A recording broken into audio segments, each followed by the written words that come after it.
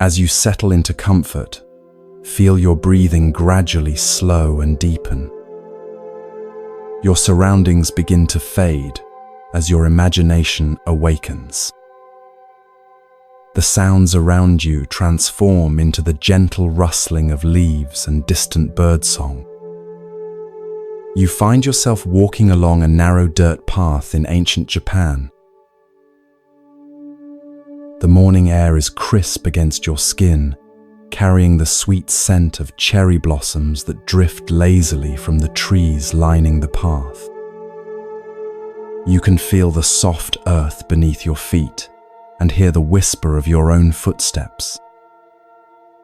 As you round a gentle bend, a humble dwelling comes into view, a small thatched roof house with paper lanterns hanging by the entrance.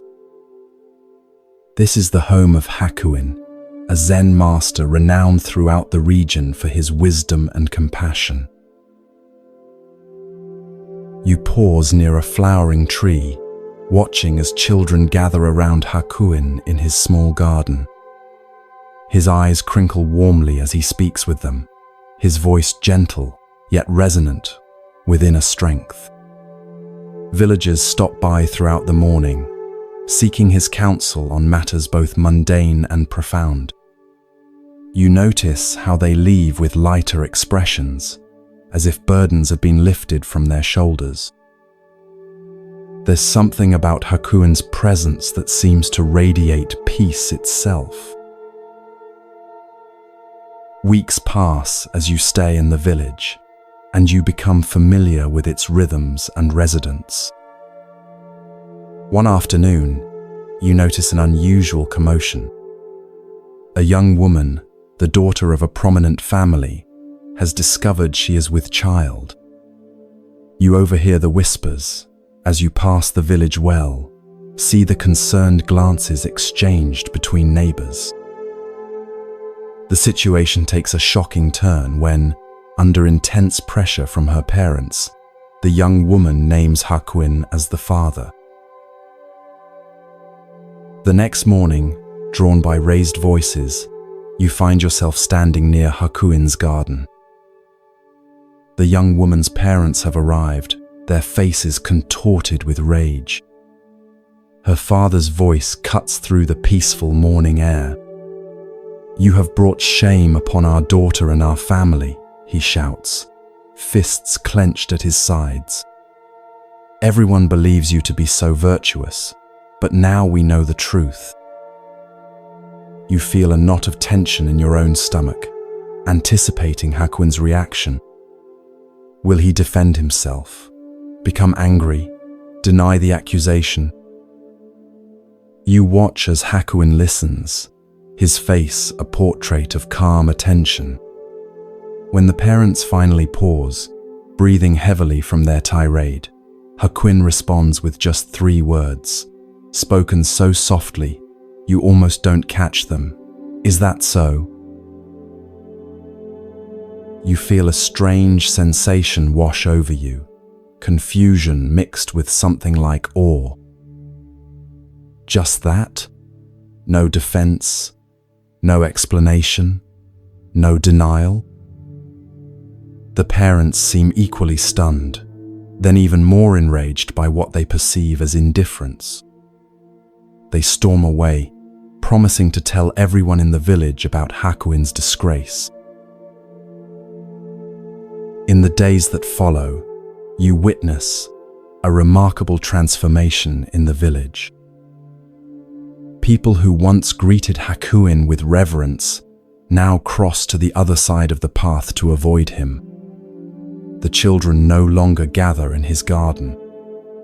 Whispers follow him wherever he goes. Yet through it all, Hakuin continues his simple life, meditating in the morning light, tending his garden, fetching water from the well. When confronted directly or when catching the whispers, he responds with the same 3 words, "Is that so?" Months pass and the seasons change. Cherry blossoms give way to the lush greens of summer, then to autumn's golden hues.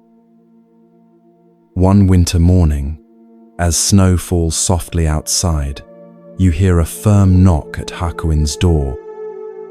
The young woman has given birth, and her parents have brought the infant to Hakuin. Standing nearby, you feel the cold air against your face as you watch this scene unfold. Since you are the father, you must take care of your child, they declare, thrusting the swaddled baby into his arms before turning away, their footsteps crunching in the fresh snow.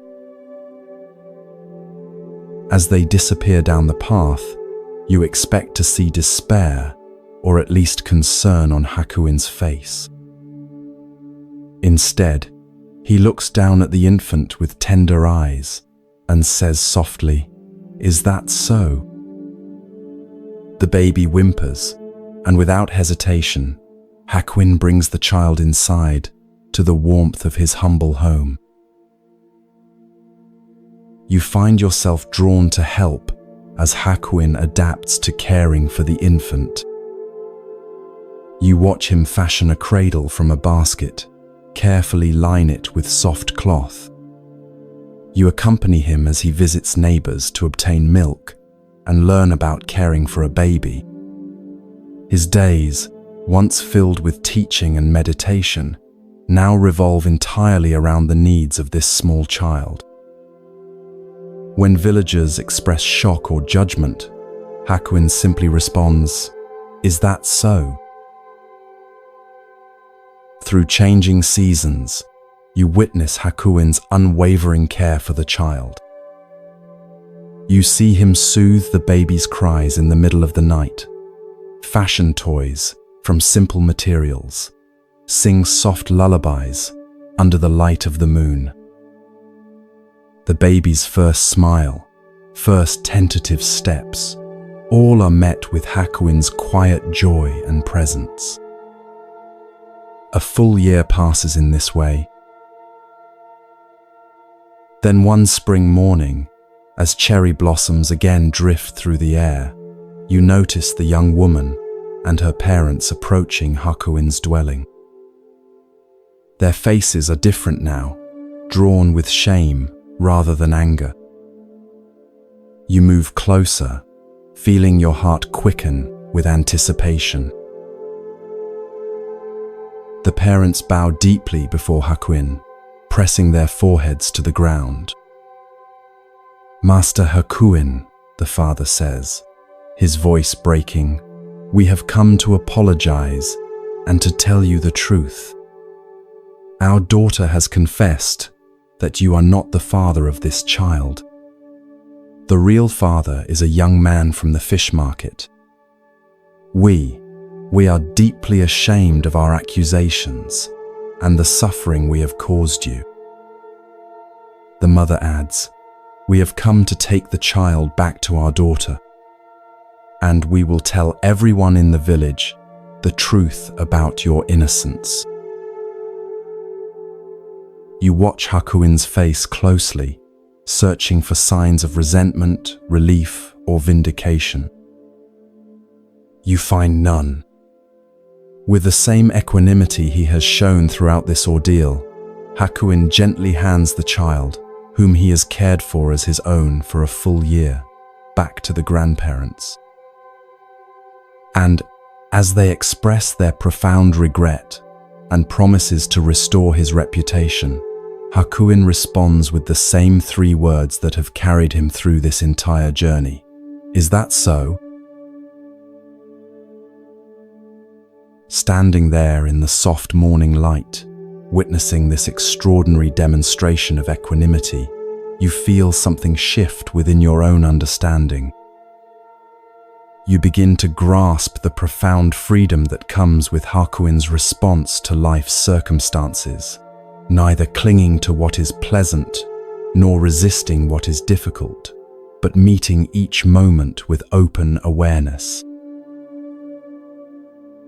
As you reflect on what you've witnessed, you realize that Hakuin's "Is that so?" was never indifference or resignation.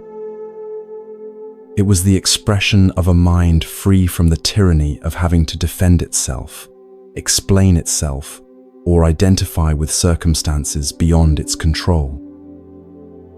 You recognize how differently you might have responded in his position, the energy you would have expended in defending your reputation, the resentment you might have harbored toward those who falsely accused you, the attachment you might have developed to a child you had cared for so deeply.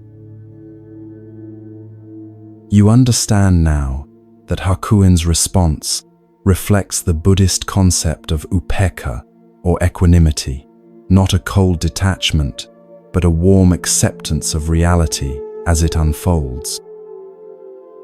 This is not about suppressing feelings, but finding a center of peace that remains steady, even as emotions rise and fall, like the depth of the ocean that remains calm, despite the waves on its surface. As you slowly return to your own reality, bring with you the question, where in your life might you respond with, "Is that so?" When someone criticizes you unfairly, when plans change unexpectedly, when circumstances seem unjust, can you meet these moments with Hakuin's equanimity? Can you observe your reactions without being defined by them? Can you find that still point within that remains untouched by the ever-changing circumstances of your life? Hakuin's simple response offers a profound invitation to release our grip on how we think things should be and find freedom in accepting what is. Not as passive resignation, but as the foundation for clear, compassionate action in a world we cannot control. As you drift towards sleep, allow Hakuin's gentle wisdom to settle into your heart, creating space for this same equanimity to blossom in your own life.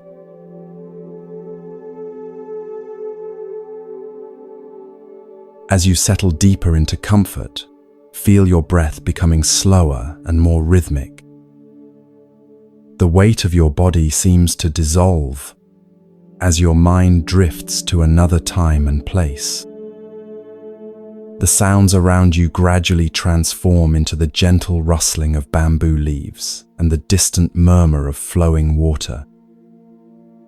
You find yourself walking along a stone path that winds through a Japanese mountain monastery. The air here tastes fresh and cool against your lips.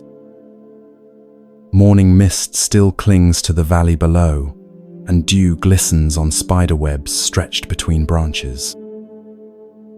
As you round a corner, you come upon a serene courtyard where several young monks are engaged in their morning tasks. One figure in particular catches your attention, a young man named Tekisui, whose mindful movements suggest he has been at the monastery for some time, though he still has the eager expression of a relatively new student.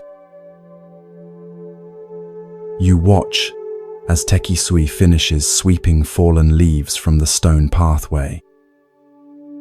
As he puts away his bamboo broom, an older monk approaches him. This is the Zen master Nissan, whose reputation for both wisdom and strictness has spread throughout the region. Though advanced in years, Nissan moves with surprising vigor, his eyes alert and penetrating beneath bushy white eyebrows.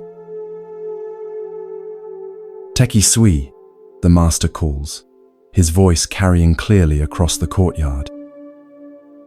"Bring me a pail of water to cool my bath." You follow at a respectful distance as Tekisui bows and hurries to fulfill the request. He retrieves a wooden bucket from a small shed, then proceeds to a well in the center of another courtyard. The well is ancient, its stone rim worn smooth by generations of hands.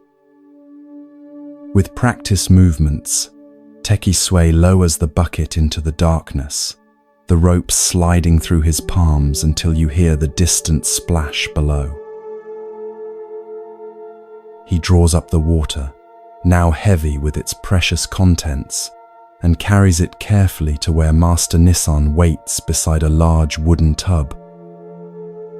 You can feel the cool moisture in the air as Tekisue pours the water into the bath, steam rising as it meets the hot water already there. When the bath is properly cooled, Tekisue stands back, apparently waiting to be dismissed.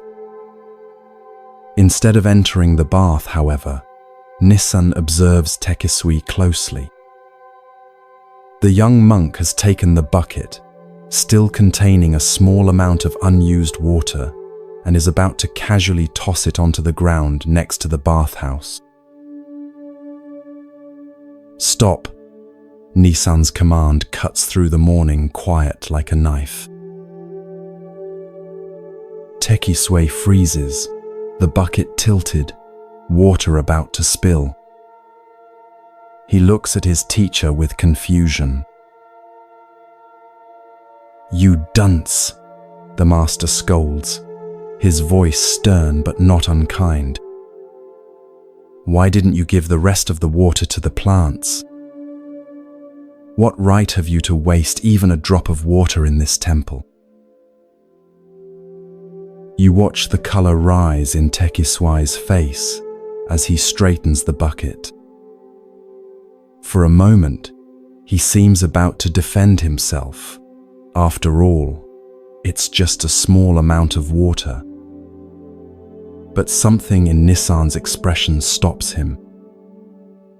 There is an intensity in the master's gaze that suggests this is no trivial matter. The courtyard has fallen completely silent. Even the birds seem to have paused their morning songs. In this stillness, you can almost feel the weight of the teaching that hangs in the air between master and student. Then something remarkable happens.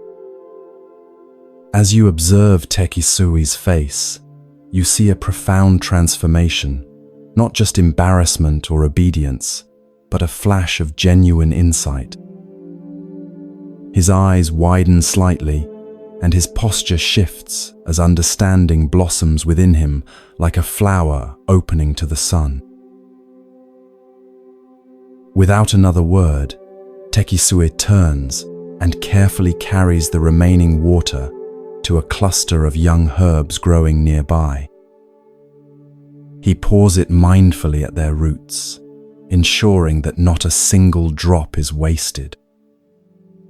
When he finishes, he turns back to Nissan and bows deeply, gratitude evident in every line of his body. "I understand now, Master," he says softly.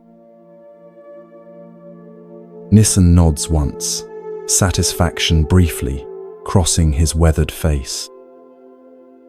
Then he proceeds with his bath as if nothing significant has transpired, while Tekisue continues with his daily tasks.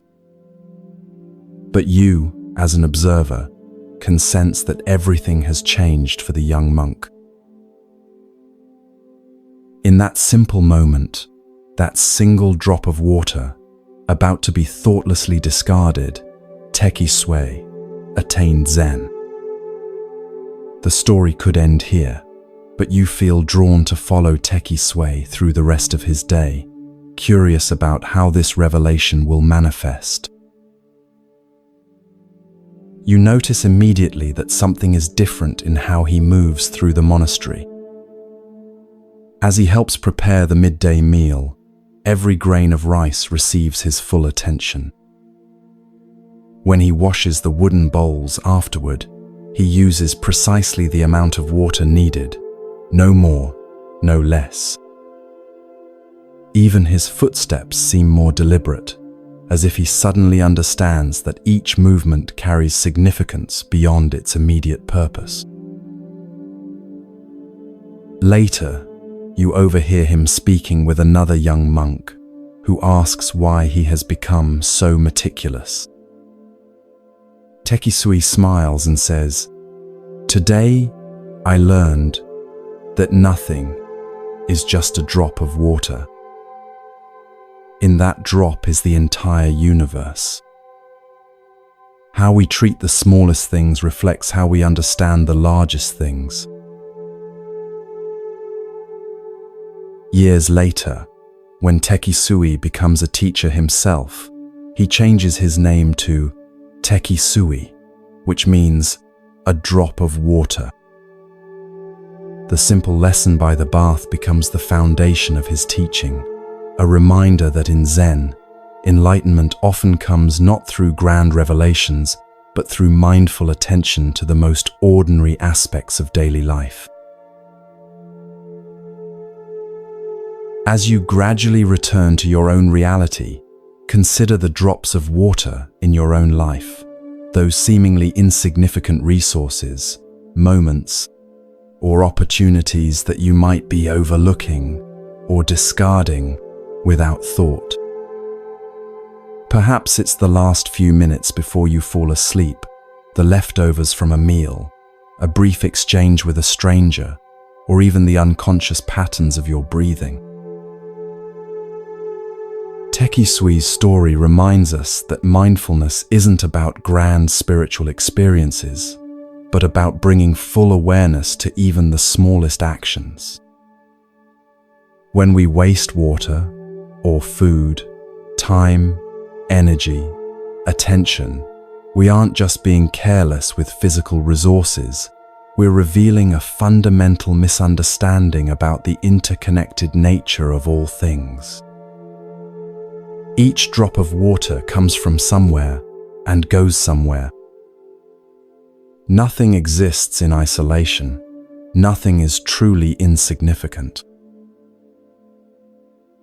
In Zen practice, this awareness extends to every aspect of life.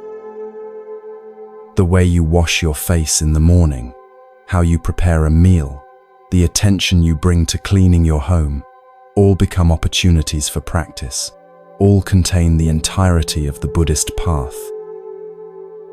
As the 13th century Zen master Dogen taught, to study the Buddha way is to study the self.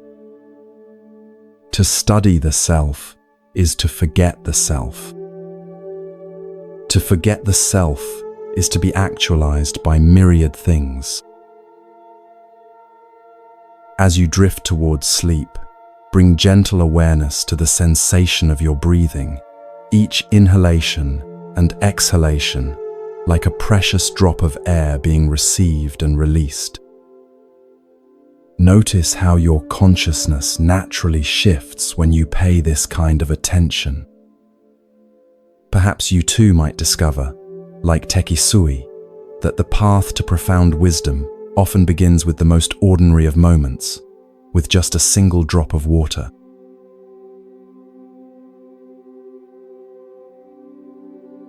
As you sink deeper into comfort, feel your breathing become slow and rhythmic. The boundaries between your conscious mind and the realm of dreams begin to soften. The gentle darkness behind your closed eyelids transforms, revealing a scene from long ago in medieval Japan. You find yourself walking along a winding mountain path as the late afternoon sun filters through ancient cedar trees. The path leads to a small hermitage perched on a hillside overlooking a misty valley.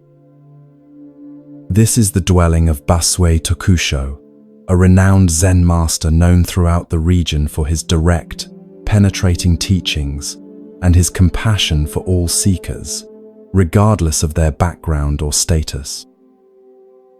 Unlike many teachers who remain cloistered in grand temples, Basue chose to live simply, making the wisdom of Zen accessible to farmers, merchants, and samurai alike. As you approach the hermitage, you notice Basue sitting on a weathered wooden platform outside his modest hut. His frame is thin but strong, like a wind-shaped pine.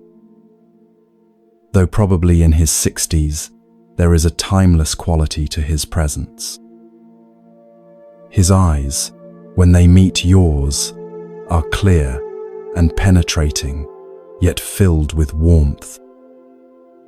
Several disciples sit nearby, some preparing food, others copying sutras or tending to the small garden that provides vegetables for their simple meals. You observe as a messenger arrives, bowing respectfully, before presenting Baswe with a scroll. "Master," says the messenger, "I bring word from your disciple Iguchi. He has fallen gravely ill and believes he will not recover. He begs for your final teaching to guide him through his transition." Baswe receives the message with a thoughtful nod. You can see compassion wash across his features as he considers his response. One of the nearby disciples brings paper, inkstone, and brush. With deliberate movements, Baswe grinds the ink, his focus complete, as if this simple preparation is itself a teaching. When the ink reaches the perfect consistency, Baswe takes up his brush. You move closer, drawn by the intensity of his concentration. For a moment, he sits perfectly still, brush poised above the paper. Then, with fluid movements that reflect decades of spiritual practice, he begins to write. Though you stand just behind him, you cannot read the characters flowing from his brush. Yet something about the grace and certainty of his movements suggests that these are no ordinary words of comfort or religious platitude. There is a directness and immediacy to his writing that seems to cut through all barriers of time and distance, as if he is not merely sending a message but somehow sitting beside the dying man's bed, speaking truth directly into his ear. When Baswe finishes, he blows gently on the paper to dry the ink, then carefully rolls the scroll and seals it. As he hands it to the messenger, he says, "Travel swiftly. Iguchi's time is short." The messenger bows and departs immediately, leaving you wondering what final wisdom Baswe has shared with his dying disciple. You feel a strong desire to know what was written, sensing that it contains a teaching of profound importance. That night, as you sit in meditation with the community, Baswe addresses his disciples. "Today, I wrote to Iguchi, who stands at the threshold between this life and whatever lies beyond. You too should consider what I shared with him, for though you appear healthy now, none of us knows when we will face our final breath." With these words, Baswe reveals the essence of what he wrote. The essence of your mind is not born, so it will never die. It is not an existence which is perishable. It is not an emptiness, which is a mere void. It has neither color nor form.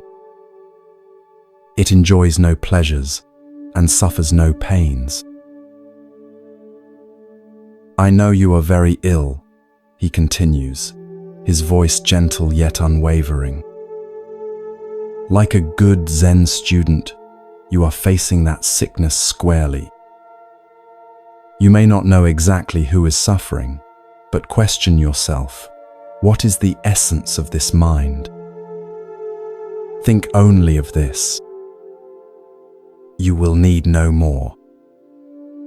Covet nothing. Your end, which is endless, is as a snowflake dissolving in the pure air. A profound stillness settles over the room as these words hang in the air. You feel their impact, not just intellectually, but physically, a subtle shift in the quality of your presence, as if some habitual tension has momentarily released. Though you may not fully grasp the ultimate meaning of Baswe's teaching, you sense its power to transform fear into peace, contraction into openness. Later, you learn that when the messenger arrived at Iguchi's bedside and read Basui's letter, the dying man's face transformed. The lines of pain and anxiety softened, replaced by a subtle smile of recognition. He died that night, his body relaxed, his breathing calm until the very end. Those present reported that the room itself seemed filled with a quiet radiance that remained even after his final breath. As the days pass, and you continue your stay near Basui's hermitage, you find yourself returning again and again to the words of his letter. The essence of your mind is not born, so it will never die. What is this essence that precedes birth and transcends death? What is this awareness that is neither existence nor emptiness, that has no form yet clearly is? You notice how our ordinary thinking about life and death assumes a solid self that comes into existence at birth and ceases to exist at death. We imagine ourselves as separate entities, navigating through time and space, accumulating experiences, possessions, relationships, and identities, all of which we fear losing when death comes. But Baswe points to something more fundamental than this constructed self. The pure awareness that witnesses all experience yet is itself unchanged by what it witnesses. This awareness has no beginning or end. It is not a thing that can be born or die. It has no form or color, feels no pleasure or pain. Yet it is not nothing, not mere emptiness or void. It is the luminous cognizance that knows all forms while remaining formless itself. When Basui instructs his dying disciple to ask, "What is the essence of this mind?" he is not suggesting an intellectual investigation, but a direct turning of awareness back upon itself. This simple yet profound inquiry has the power to cut through all our complex narratives about who we are and what happens when we die. It points us toward the deathless nature of our most essential being. Your end, which is endless, is as a snowflake dissolving in the pure air. This beautiful metaphor reveals how death, properly understood, is not annihilation but transformation. The snowflake doesn't cease to exist when it melts. It returns to the water cycle from which it temporarily emerged. Its essence, water, remains, though its temporary form dissolves. Similarly, our individual consciousness, like a wave on the ocean, returns to the vast awareness from which it arose. Baswe's teaching offers profound comfort, not through false promises of eternal heavens or threats of punishment, but through direct pointing to the nature of mind itself. He doesn't ask his disciple to believe anything on faith, but invites him to investigate his own experience in the most intimate way possible. Think only of this: you will need no more. Covet nothing. As you gradually return to your present reality, consider how this teaching might transform your own relationship with impermanence. We all face moments of ending, not just the final ending of death, but countless small endings throughout our lives. Relationships change, careers conclude, physical abilities diminish, cherished possessions break or disappear. Each of these endings offers an opportunity to ask Basui's essential question: what is the essence of this mind that witnesses all these changes? Rather than turning away from the reality of impermanence, Basui invites us to look directly into it, to discover within the very fabric of change something changeless. Not as an escape from the human experience of loss, but as a profound reconciliation with the true nature of existence. Like the dying Iguchi, we too might find that facing directly what we most fear becomes the doorway to our deepest peace. For, as Basui reminds us, the essence of your mind is not born, so it will never die.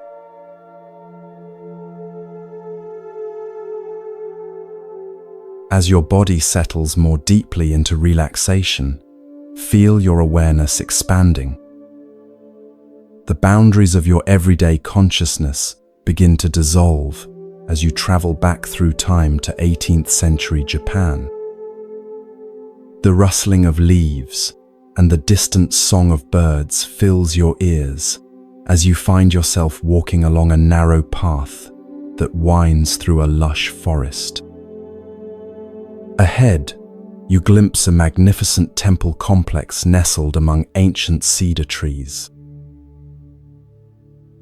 This is a renowned Shingon Buddhist temple, where scholars and monks gather to study sacred texts and engage in philosophical discourse.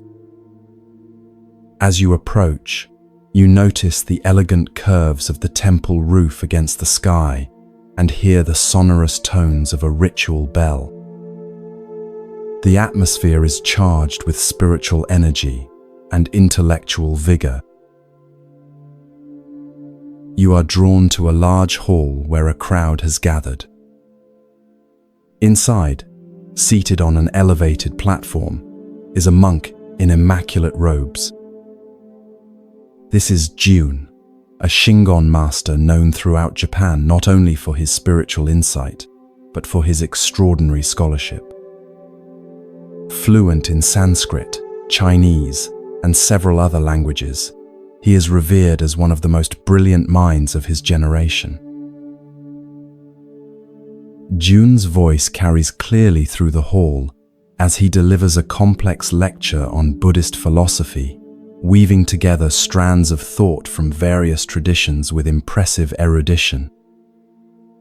The assembled students, mostly monks and a few scholarly lay people, listen with rapt attention, occasionally nodding in appreciation of a particularly insightful point. You notice how they lean forward when he speaks, as if physically drawn to the knowledge he offers. After the lecture concludes, the students bow deeply and begin to disperse. You follow Jun as he returns to his private quarters, a simple room despite his elevated status.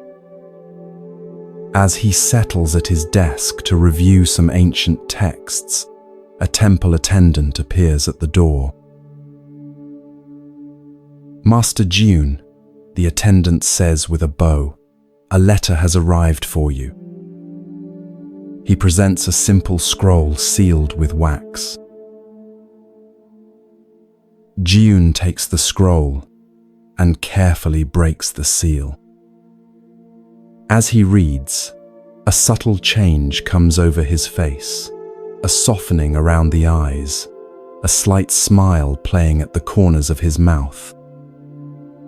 You sense that this is no ordinary correspondence. "It is from my mother," he says quietly, almost to himself. Though he is now in his 50s, a respected master with hundreds of disciples, there is something childlike in his expression as he holds the letter. You find yourself able to read the letter over his shoulder, drawn into this intimate exchange between mother and son. The handwriting is simple but clear, the paper modest. The letter begins with tender inquiries about his health and expressions of maternal pride. But then, it takes an unexpected turn. Son, I do not think you became a devotee of the Buddha because you desired to turn into a walking dictionary for others, she writes. There is no end to information and commentary, to glory and honor. Jiyun's expression grows more serious as he continues reading. I wish you would stop this lecture business. Shut yourself up in a little temple in a remote part of the mountain. Devote your time to meditation and in this way, attain true realization. The words, though gently delivered, carry the impact of a thunderclap. You can almost feel Jiyun's shock as he reads his mother's frank assessment, not as a rebuke from a superior or challenge from a rival scholar, but as the straightforward counsel of someone who loves him deeply and sees him clearly. Jiyun reads the letter again, slowly, his fingers tracing his mother's characters. His expression shifts from surprise to thoughtful reflection.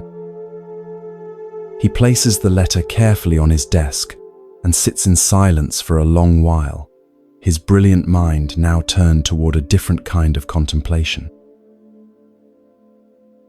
Over the following days, you observe a subtle transformation in Jiyun. He continues his scholarly duties, but there is a new quality to his presence, a questioning, a seeking that goes beyond intellectual understanding. Often, you find him pausing in the midst of his work, his mother's letter in hand, rereading her simple yet profound counsel. A walking dictionary, he murmurs to himself one evening. Is that what I have become? One morning, Jiyun calls his senior disciples together. The atmosphere is solemn as they gather, sensing that something important is about to occur. Jiyun sits before them, his mother's letter placed carefully beside him. I have received wisdom from an unexpected source, he tells them, his voice steady but touched with emotion. My mother, who has never studied the sutras or engaged in scholarly debate, has nonetheless seen what I have been unable to see, that I have mistaken the finger pointing at the moon for the moon itself. He reads his mother's letter aloud, and you observe the reactions of his disciples: surprise, confusion, perhaps even a touch of resistance. They have built their identities around being students of the great scholar Jiyun. What does this mean for them? I will complete my current teaching obligations, Jiyun continues, but then I must follow this guidance. I will withdraw to a small temple in the mountains to devote myself to meditation. Some of you may wish to join me. Others may choose to continue your scholarly pursuits elsewhere. Both paths have value, but I now see that my own path must shift. True to his word, Jiyun eventually withdraws from his prominent position. You find yourself following him to a tiny, neglected temple high in the mountains, days away from the nearest village. Here, surrounded by towering trees and visited occasionally by deer, and other forest creatures, June establishes a simple practice community. The daily schedule is austere, rising before dawn for meditation, simple meals, work in the temple garden, more meditation. Gone are the elaborate lectures and prestigious visitors. In their place is a profound silence, broken only by the sounds of nature and the minimum of human speech required for communal living. One evening, as sunset bathes the mountains in golden light, you find June sitting on a stone overlooking the valley below. His face, once animated primarily by intellectual excitement, now reflects a different quality, a stillness, a presence that seems to extend beyond his physical form. The transformation is subtle but unmistakable. A young monk approaches hesitantly. "Master," he asks, "do you ever miss your life of scholarship and recognition?" June smiles, his eyes reflecting the golden light. "What my mother helped me to see," he replies, "is that knowledge without realization is like a magnificent map that one studies endlessly without ever taking the journey. I don't regret creating the map. It has value. But now I walk the actual path, and I discover that the territory is both simpler and more profound than any map could indicate." As darkness falls and you gradually return to your present awareness, consider the wisdom of June's mother.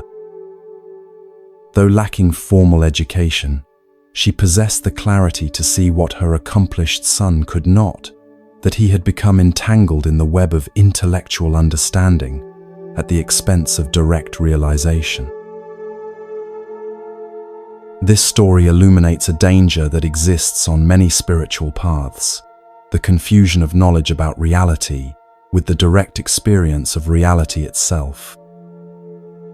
Buddhism, particularly in its more scholarly forms, can become an elaborate intellectual structure that actually distances us from the very awakening it was designed to facilitate. We can know everything about meditation, mindfulness, and enlightenment without ever genuinely practicing or experiencing these realities. The Zen tradition offers a powerful corrective to this tendency through its emphasis on direct experience beyond concepts. As the famous saying goes, the finger pointing to the moon is not the moon.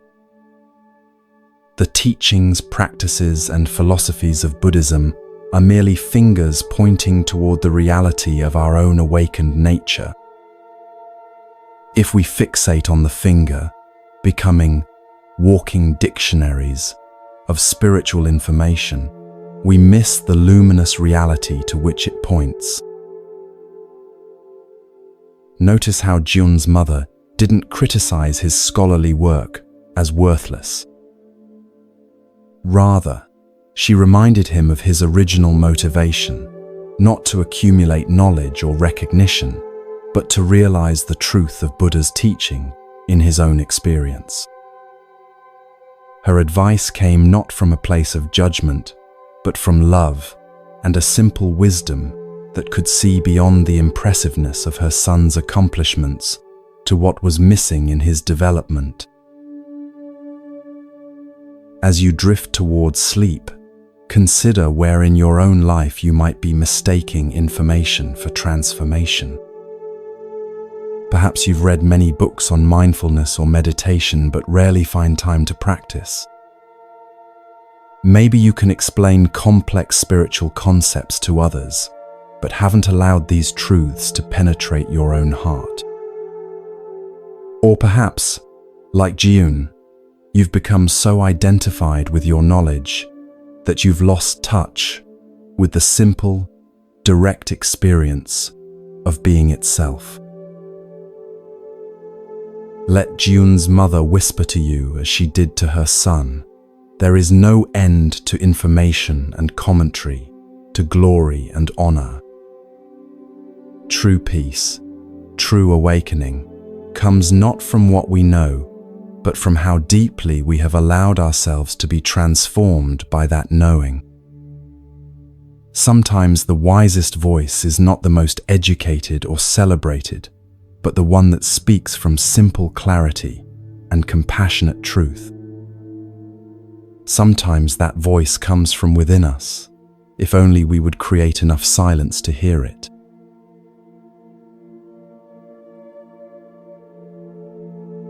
Feel yourself drifting deeper now, your body becoming heavier as your mind grows lighter.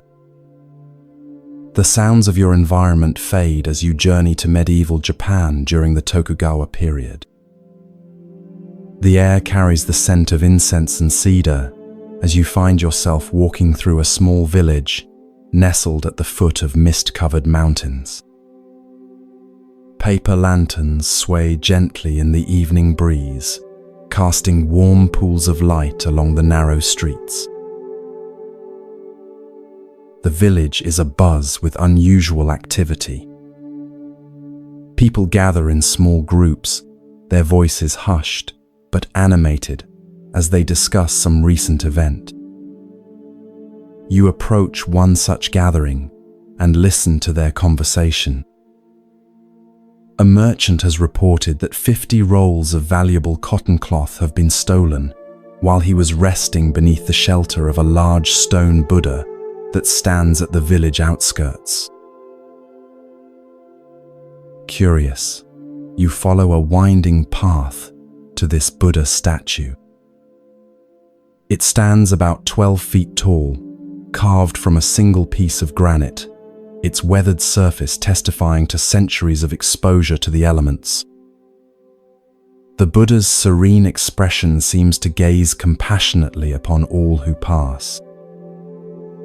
At its base, you notice a small shelter, a simple roof supported by wooden posts, where travelers often rest during their journeys. As you stand contemplating the statue, a commotion draws your attention.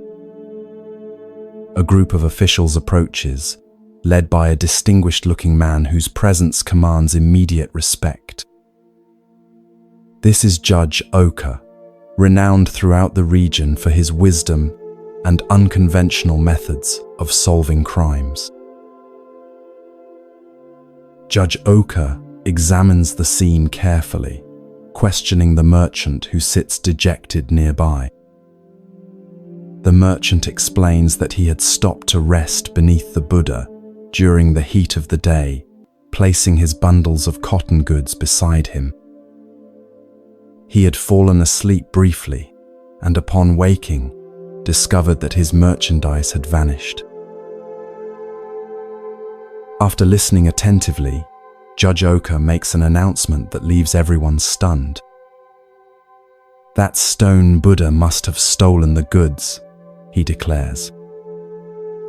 It is supposed to care for the welfare of the people, but it has failed to perform its holy duty. Arrest it. Murmurs of confusion ripple through the gathering crowd. Has the respected judge lost his mind? How can one arrest a stone statue? Nevertheless, the judge's orders must be followed. Several police officers approach the massive statue, looking uncertainly at one another. With evident discomfort, they formally announce that the Buddha is under arrest and begin the absurd task of securing ropes around the immovable figure. Word of this extraordinary event spreads rapidly through the village and surrounding areas. By the next morning, a large crowd has gathered to witness the unprecedented spectacle of the stone Buddha being charged with theft. The crowd is boisterous, some laughing openly at the ridiculous situation, others speculating about the judge's mental state. Judge Oka arrives at the appointed hour and takes his seat at a temporary court set up in front of the Buddha. Instead of proceeding with the case, however, he suddenly turns his attention to the noisy spectators.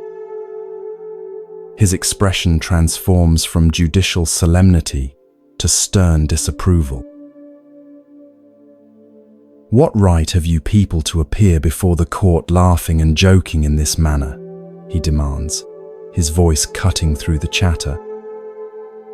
"You are in contempt of court and subject to a fine and imprisonment." The crowd falls instantly silent, their amusement replaced by alarm. Being charged with contempt of court is no small matter in this era. Many bow their heads, offering hurried apologies for their disrespectful behavior. Judge Oka regards them sternly for a moment longer, then announces, "I shall have to impose a fine on you all." A collective murmur of distress rises from the crowd. Many are simple farmers or merchants who can ill afford additional expenses. But then the judge continues, "However, I will remit the fine on one condition. Each of you must bring one roll of cotton cloth to the court within 3 days. Anyone failing to do this will be arrested." You watch as understanding dawns on some faces in the crowd. This unusual penalty seems to have a purpose beyond mere punishment. But most simply nod in acceptance, relieved that they can avoid more severe consequences. 3 days later, you join the villagers as they return to the stone Buddha, each carrying a roll of cotton cloth as instructed. The rolls are collected and arranged before the judge. The merchant who reported the theft is also present, looking curiously at the growing pile of cloth. Judge Oka instructs the merchant to examine each roll. As the merchant handles the fabric, his eyes suddenly widen. He holds up one particular roll, his hands trembling slightly. "This one," he says, his voice tight with emotion. "This is mine. I recognize the unique pattern and the small repair I made near the edge." All eyes turn to the person who brought that particular roll. A young man stands frozen at the edge of the crowd, his face draining of color. As the police move toward him, he falls to his knees, confessing immediately. He had seen the merchant sleeping, taken advantage of the opportunity to steal the goods, and hidden most of the rolls in his home. Judge Oka nods, seemingly unsurprised by this outcome. He orders the thief into custody and ensures that all 50 rolls of the merchant's cloth are recovered and returned. Then, with a gesture that surprises everyone, he instructs that the remaining rolls of cloth, those brought by innocent villagers to satisfy their fine, be returned to their owners. As the crowd disperses, you linger, watching Judge Oka as he approaches the stone Buddha.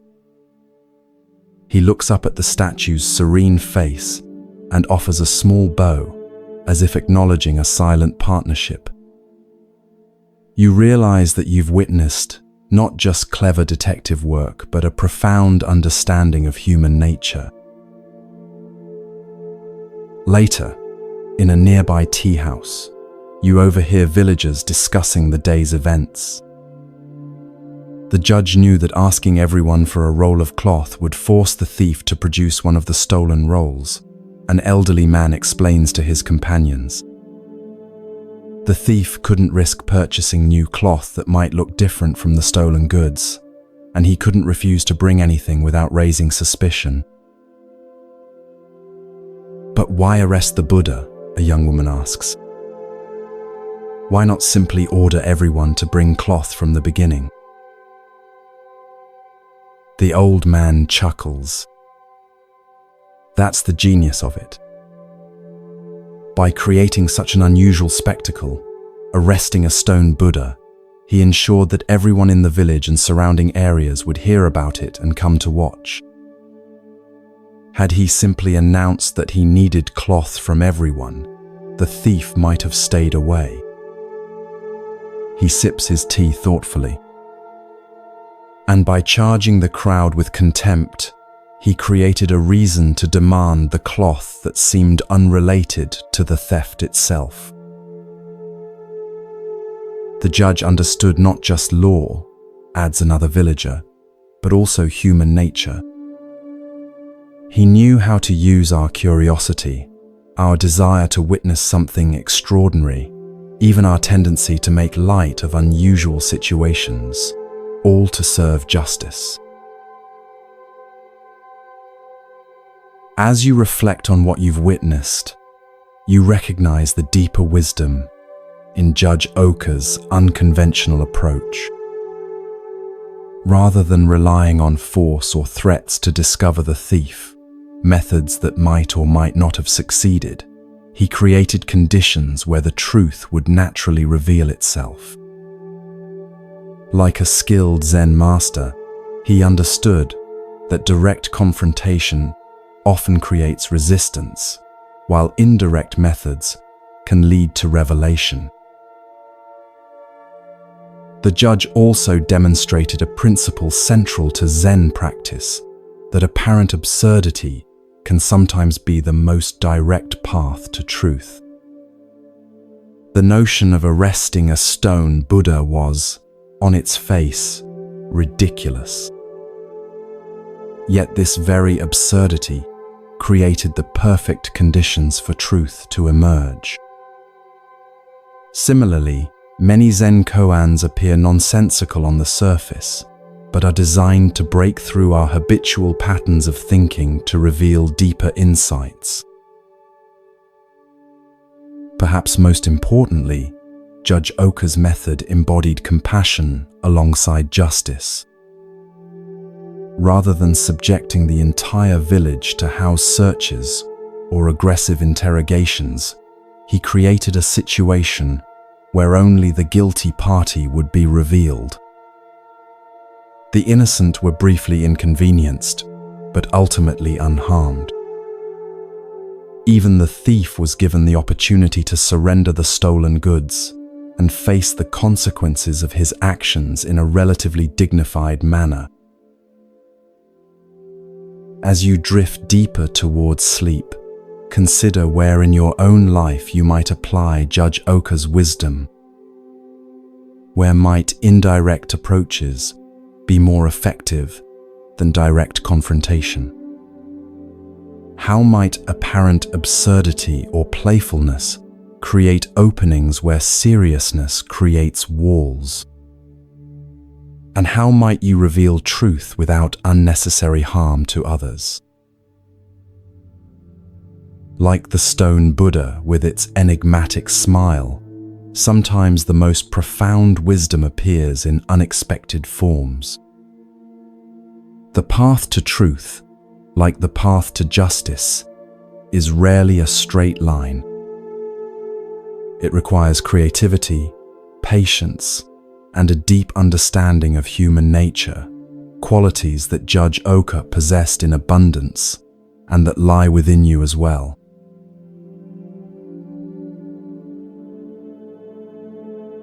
Feel your body becoming heavier as your mind drifts deeper into relaxation. The boundaries between waking and dreaming begin to blur as you find yourself transported to a small farming village in ancient Japan.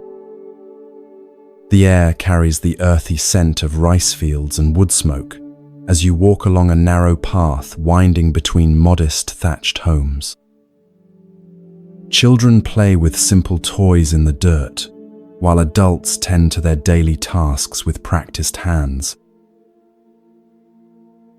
You notice that despite the village's evident poverty, a small temple sits at its center, a humble wooden structure, but clearly built and maintained with care. From where you stand, you can see through its open doors to an altar where a bronze Buddha statue rests, its metal surface gleaming softly in the light of butter lamps. Villagers occasionally pause in their work to bow respectfully as they pass by the temple, some stopping briefly to offer a simple prayer. Among the villagers, one man draws your attention. Unlike the others, whose weathered faces reflect lives of hardship balanced with simple joys, this man's expression carries a peculiar intensity. He moves with purpose, his eyes often drawn to the temple as he goes about his work. Something about his demeanor suggests a complicated relationship with the sacred building and what it contains. As twilight approaches and the village activity quiets, you watch this man approach the temple. He removes his sandals and enters with a deep bow. From your vantage point, you can see him kneel before the Buddha statue, his head bowed in apparent devotion. He lights incense, its fragrant smoke curling upward in delicate spirals. He seems to be praying with unusual fervor, occasionally touching his forehead to the ground in prostration. This continues for some time, until the temple is empty of other visitors. As darkness falls outside, something unexpected happens. The man looks around carefully to ensure he is alone, then reaches into his sleeve and pulls out a small container. With deliberate movements, he opens it to reveal what appears to be black ink.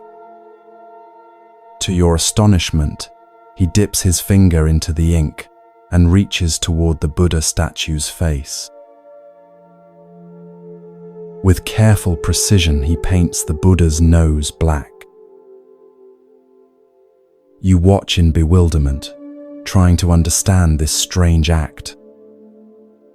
Is it vandalism? Sacrilege? But the man's expression shows no malice. If anything, there's a curious mixture of reverence and mischief in his eyes. When he finishes, he bows deeply once more and leaves the temple as respectfully as he entered, returning to his home in the gathering darkness. The next morning, the village stirs with excitement and concern. The Buddha statue's black nose has been discovered, and people gather at the temple, their voices a mixture of outrage and bewilderment. Who would dare to deface the sacred image? What might this sacrilege mean for the village? Will the gods send misfortune as punishment? The village headman decides to keep watch that night. Hidden in the shadows of the temple, he waits patiently for the culprit to return. Sure enough, as midnight approaches, the same man enters, performs his devotions, and once again carefully repaints the Buddha's nose, which had been cleaned earlier that day. The headman steps from the shadows. "Why are you doing this?" he demands, his voice stern but controlled. "Do you not fear the consequences of defacing our sacred Buddha?" The man turns, startled, but not afraid. After a moment of silence, he speaks with unexpected sincerity. "Honored headman, I mean no disrespect. This Buddha has been in our village for generations, watching over us through floods and droughts, through good harvests and bad. I paint his nose black because I wish him to remain with us. The headman's brow furrows in confusion. How does painting the Buddha's nose black keep him with us? 3 villages away, the man explains, there is a wealthy town with a grand temple. I have heard their priests speak of acquiring our Buddha for their collection, saying it is wasted in such a poor village. But who would want a Buddha with a black nose? By making him imperfect in their eyes, I make sure he remains perfect for our needs, here, among those who truly love him, not for his beauty but for his presence in our lives.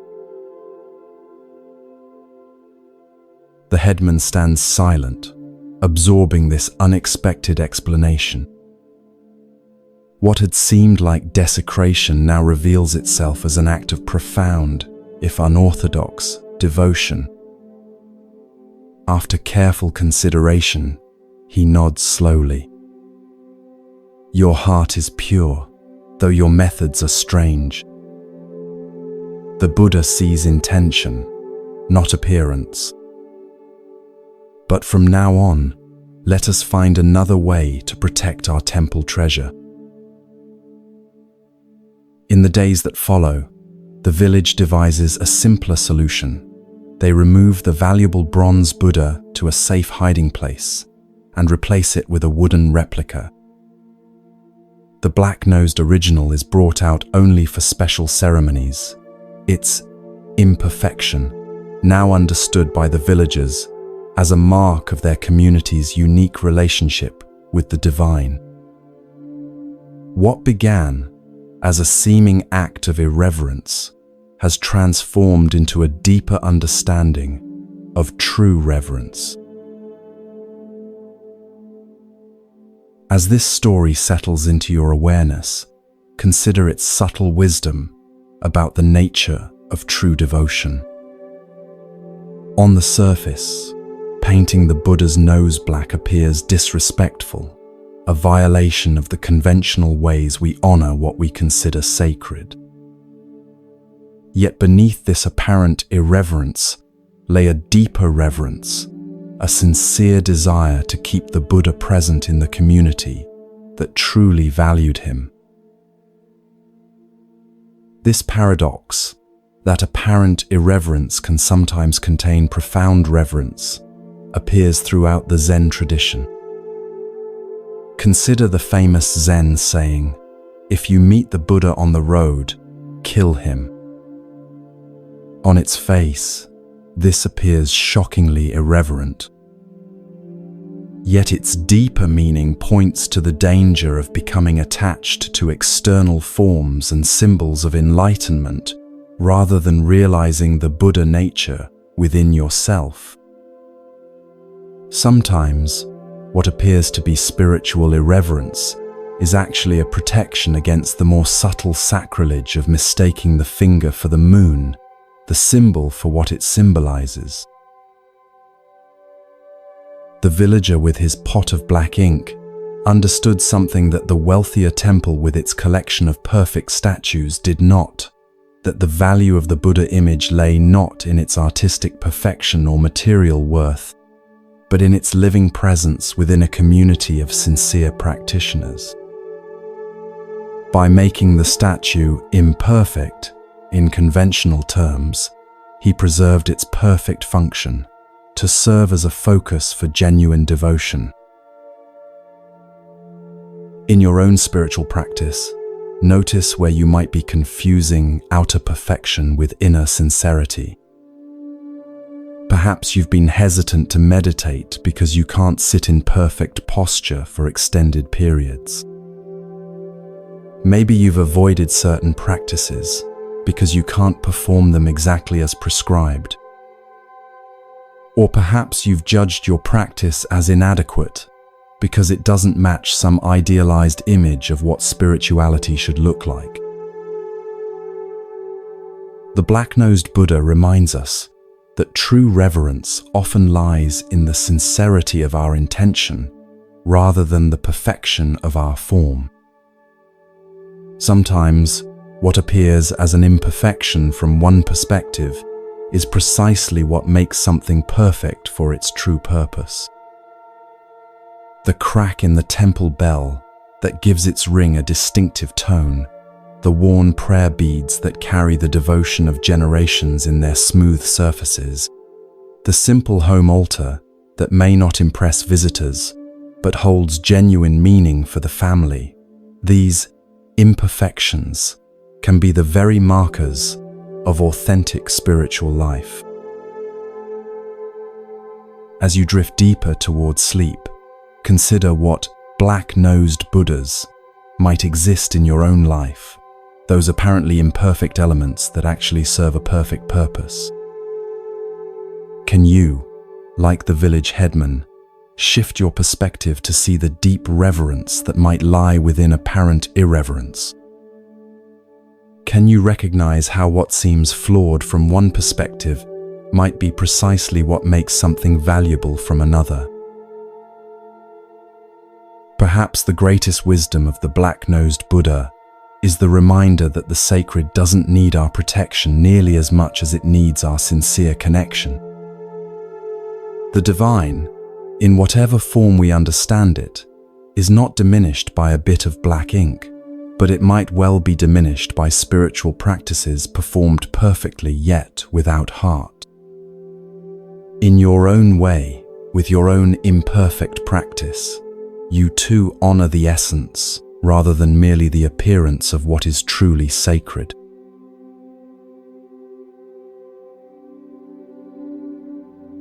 Allow your body to release any remaining tension as you sink deeper into comfortable relaxation.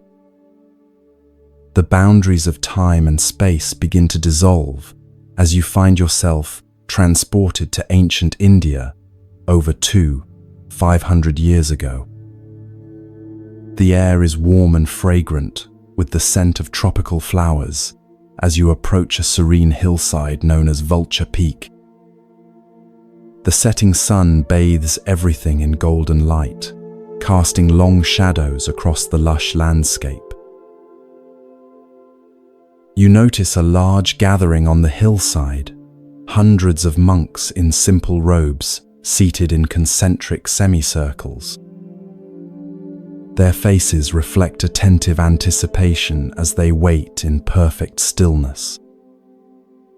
At the center of this human lotus flower sits Gautama Buddha himself, his presence radiating both profound peace and alert awareness.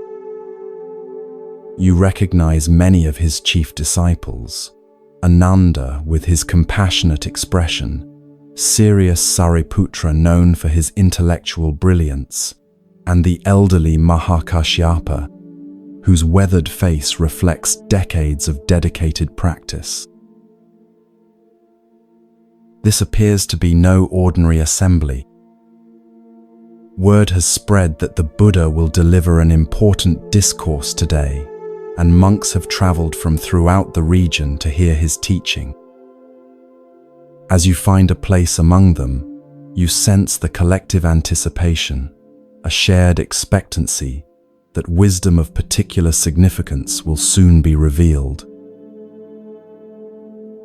The Buddha sits in perfect meditation posture, his eyes gently open, his hands resting in his lap. The assembly waits in respectful silence. Minutes pass. The silence deepens. You notice how the quality of the silence itself seems to shift from expectant to questioning to, finally, a spacious receptivity that transcends the need for words. Without speaking, the Buddha slowly raises his right hand. Between his fingers, he holds a single white lotus flower, freshly picked and still glistening with morning dew. He makes no gesture with it, offers no explanation. He simply holds it up, before the assembly, his gaze moving slowly across the gathered disciples. The monks appear confused. They exchange questioning glances. Is this a new teaching method? Is there symbolic significance to the flower that they should understand? Is the Buddha waiting for a particular question before beginning his discourse? A subtle restlessness ripples through the assembly as the silent moments extend into minutes. Throughout the gathering, only one response emerges that differs from the general confusion. Mahakashyapa, seated near the front, looks at the Buddha and the flower, and his face breaks into a gentle smile. It's not a smile of amusement or even just appreciation, but one of profound recognition, as if through this wordless gesture, something essential has been perfectly communicated between master and disciple. The Buddha's eyes meet Mahakashyapa's, and his own face mirrors the smile.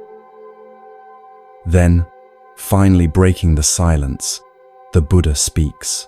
I possess the true Dharma I, the marvelous mind of nirvana, the true form of the formless, the subtle Dharma gate that does not rest on words or letters, but is a special transmission outside of the scriptures. This I entrust to Mahakashyapa. With these words, something momentous has occurred, though many present don't yet realize it.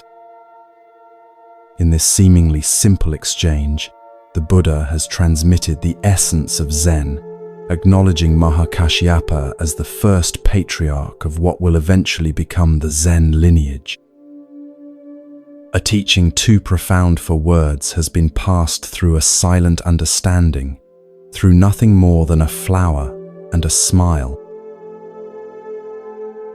As the assembly disperses, you notice some disciples gathering around Ananda, the Buddha's attendant, known for his perfect memory and detailed recounting of all the Buddha's teachings. What was the meaning of the flower?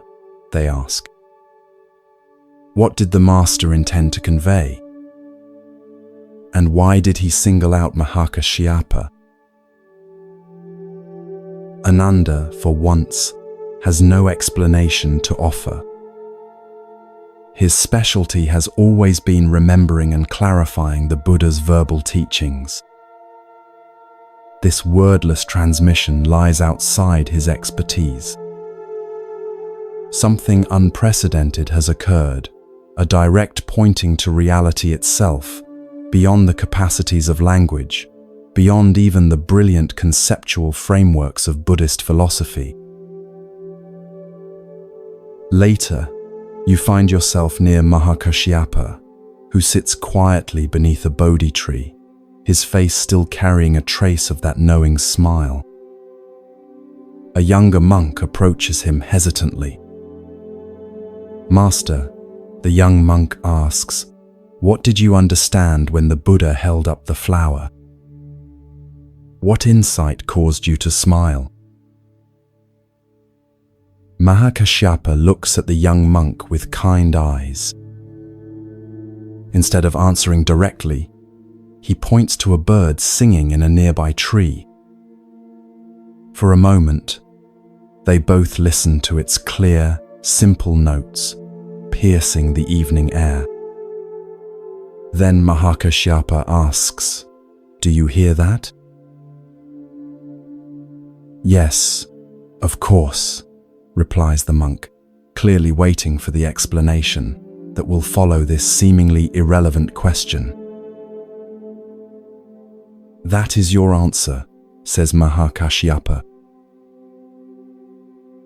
The young monk's face registers confusion, then frustration. He begins to frame another question, but Mahakashyapa gently places his hand on the young monk's shoulder and smiles again, the same smile that had answered the Buddha's flower.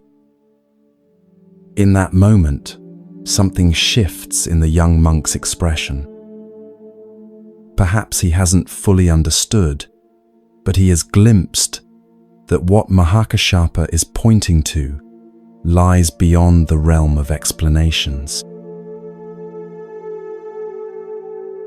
This simple yet profound story marks what many consider the birth of Zen Buddhism.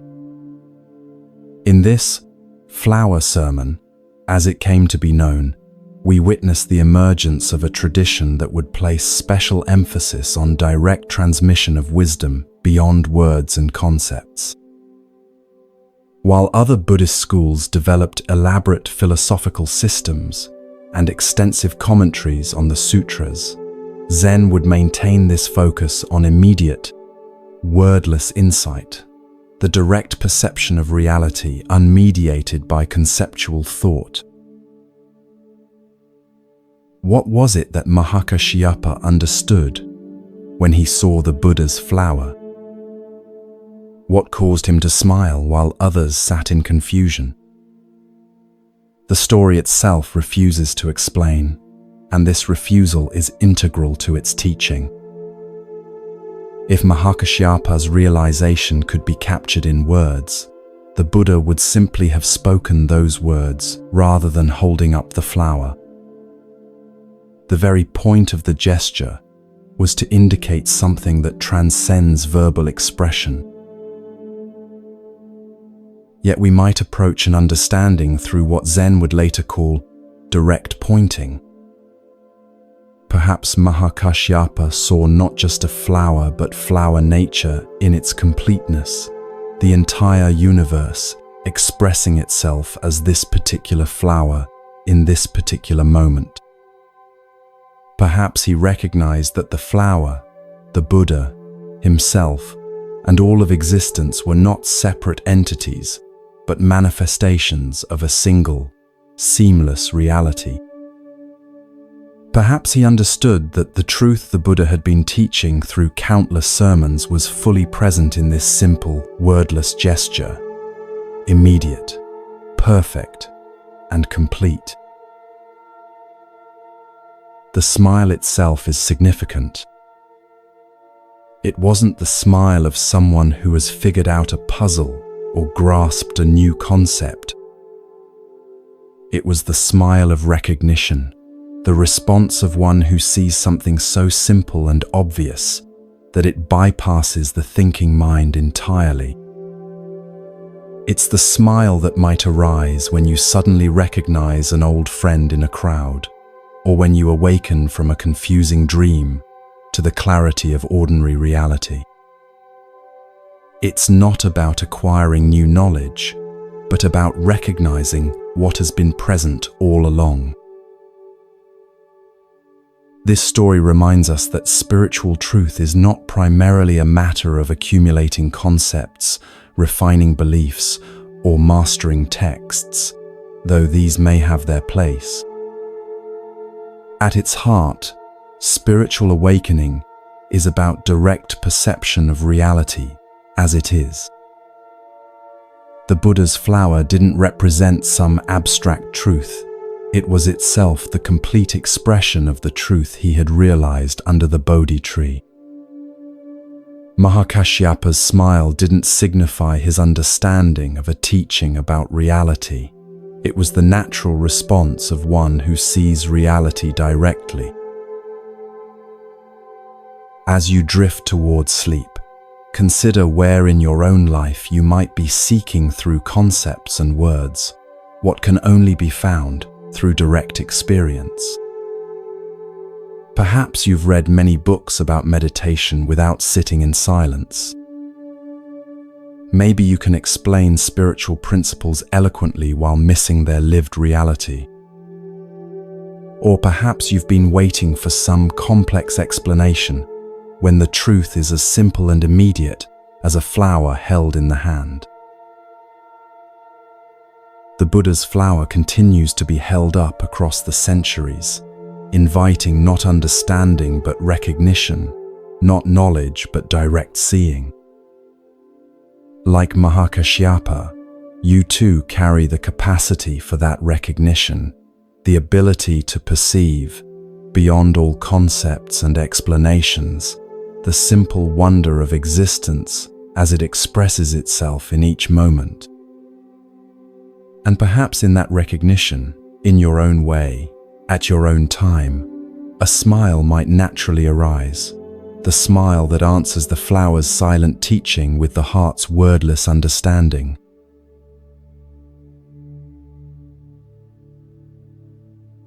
Feel yourself sinking deeper into peaceful relaxation, your body becoming heavier as your mind grows lighter.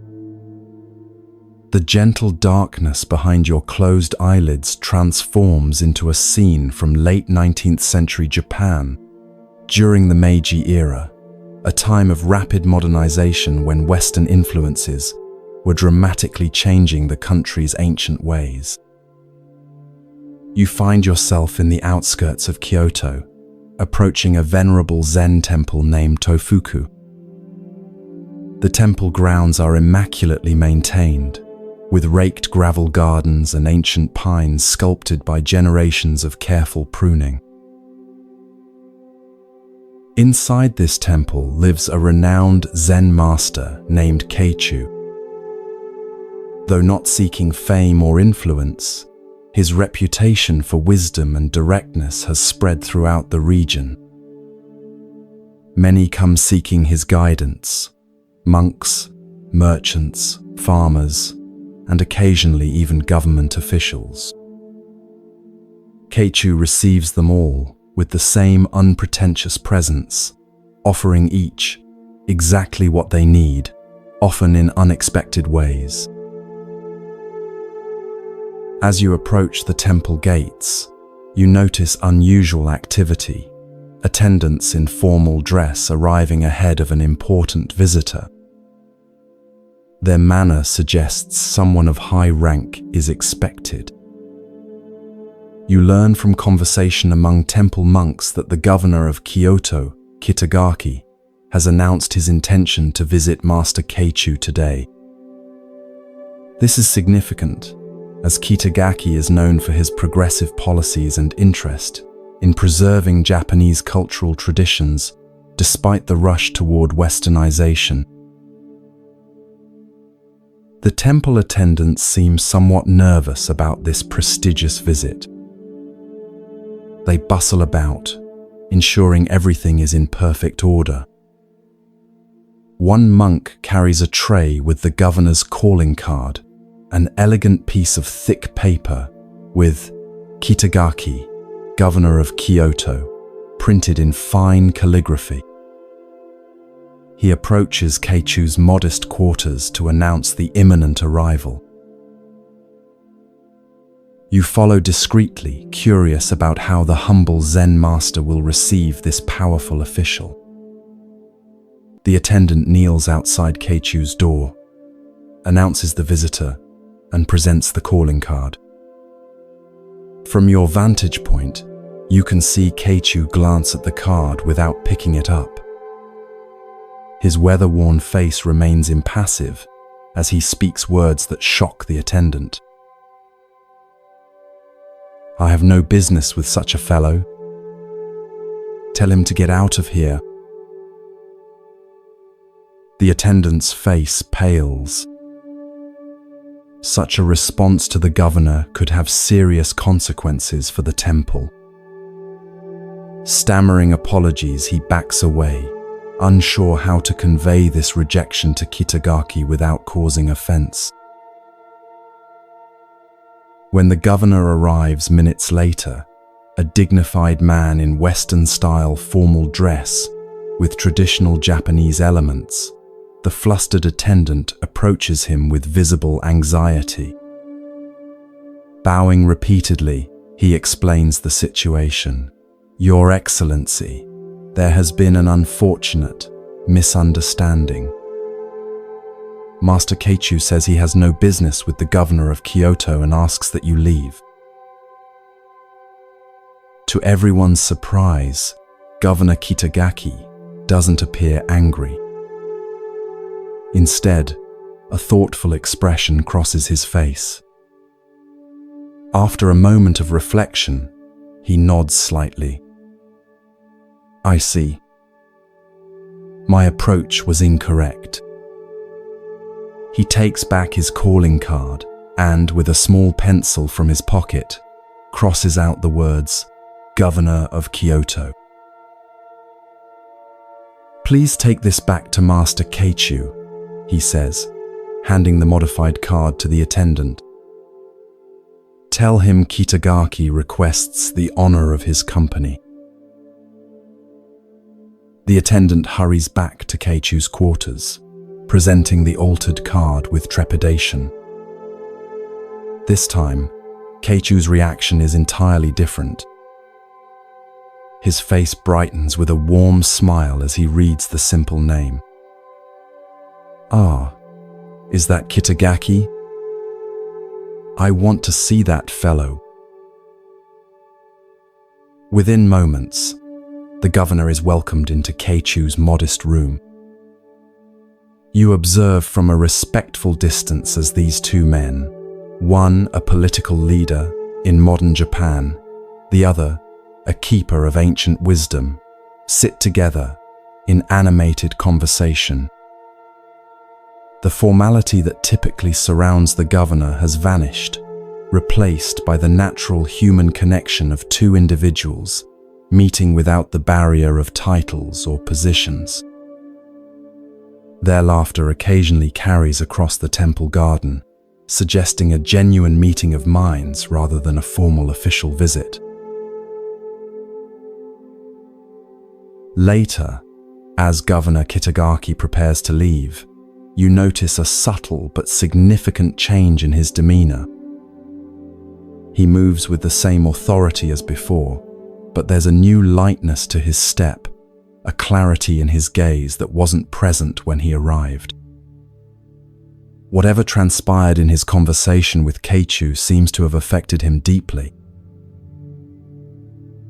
Before departing, Kitagaki bows to Keichu with genuine respect, not the formal bow of a governor to a subject, but the bow of one human being to another whom he recognizes as a genuine teacher.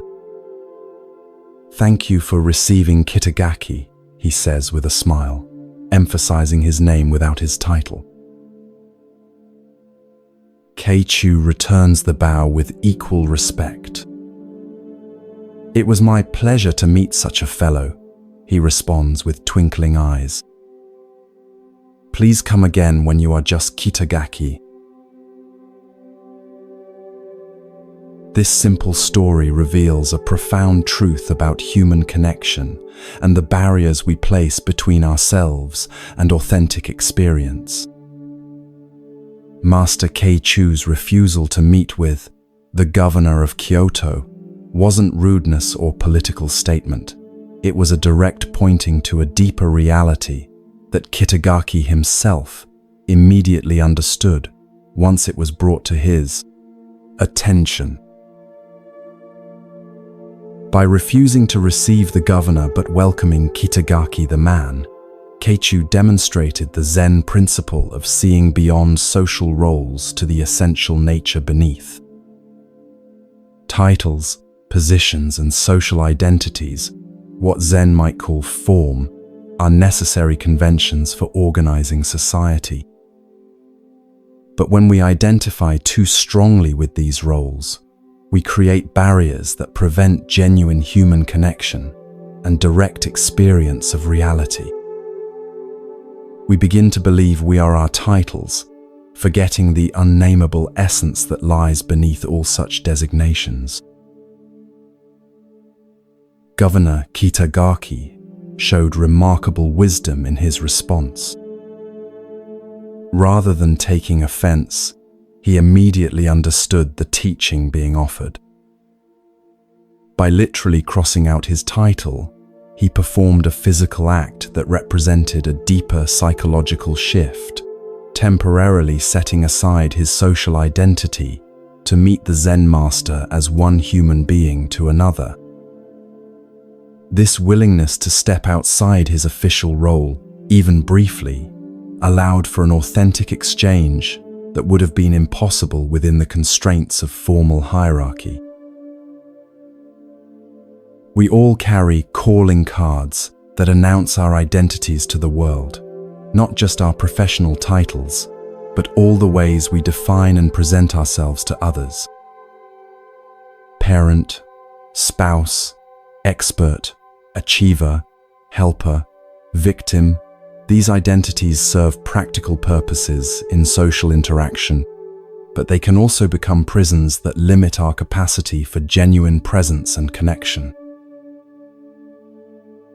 Zen practice invites us to periodically cross out these identities, not to discard them entirely, as they serve necessary functions in daily life, but to recognize that they are not who we fundamentally are.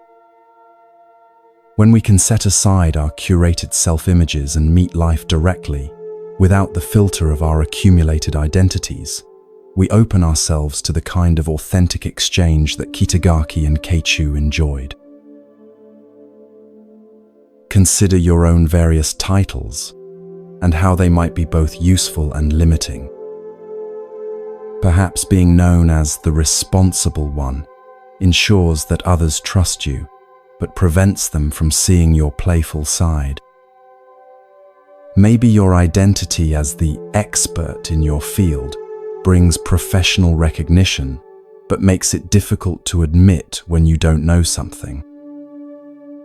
Or your role as the helper allows you to contribute to others' well-being, but makes it challenging to receive help when you need it. As you drift towards sleep, imagine taking out your own calling card, the one that lists all your primary identities and roles. Like Governor Kitagaki, experiment with temporarily crossing out these titles. What remains when you're not defined by what you do, what you know, or how others perceive you? Who are you in the silence between thoughts, in the space beyond names and forms? This nameless essence, what Zen might call your original face before you were born, is what Keichu wanted to meet, and what Kitagaki had the wisdom to reveal. Tonight, rest as that which cannot be named or titled, the awareness that witnesses all experiences, but is itself free from all designations. Like Kitagaki setting aside his governorship to meet the Zen master directly, allow yourself to set aside your accumulated identities and rest in the simple, unadorned presence that is your most fundamental nature. From this spacious awareness, genuine connection with yourself, with others, with life itself, naturally emerges.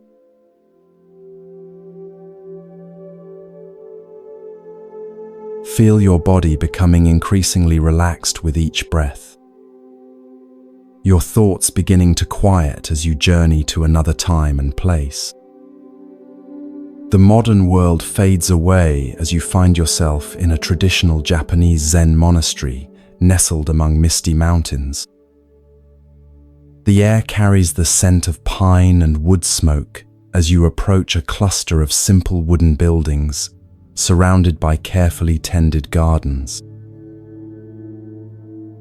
This is the monastery of the renowned Zen master Bankei, whose teaching of the unborn Buddha mind has attracted students from throughout Japan. Unlike many strict Zen teachers of his era, Bankei is known for his compassionate approach and ability to express profound truths in language accessible to everyone, from scholarly monks to illiterate farmers. His monastery houses both dedicated disciples who have trained for many years and newcomers just beginning their spiritual journey. You find yourself drawn to the monastery kitchen, where the day's first meal is being prepared. Steam rises from large pots of rice as monks move with focused attention through their assigned tasks. In Zen monasteries, kitchen work is considered sacred, not merely a practical necessity, but an opportunity for mindfulness practice, where every chopped vegetable and washed bowl becomes a vehicle for awakening. Overseeing this activity is a monk named Daio, who serves as the tenzo, the head cook responsible for all meals. This is a position of significant responsibility in the monastery hierarchy. The tenzo must ensure that meals are nutritious, timely, and prepared with the utmost mindfulness, as the physical well-being of the entire community depends on his work. Daio takes this responsibility seriously, his movements efficient and precise, as he directs the kitchen activities. As preparations for the morning meal near completion, Daio inspects each dish before it leaves the kitchen. One pot contains miso, the fermented soybean paste that forms the base of the daily soup.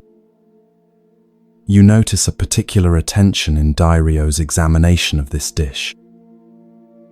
He seems to be checking its freshness with special care. According to monastery tradition, Bankei, as the abbot, is served first and separately from the other monks. His meals are prepared with special attention, not as a luxury but to support his teaching activities. This morning, as always, Dairyo personally arranges Bankei's tray, including a bowl of the fresh miso soup, before sending it to the master's quarters with a novice monk. Shortly afterward, the rest of the community gathers in the meditation hall for their meal, which begins and ends with ritual chants offering gratitude for the food. Eating takes place in mindful silence, with each monk fully present to the experience of nourishment.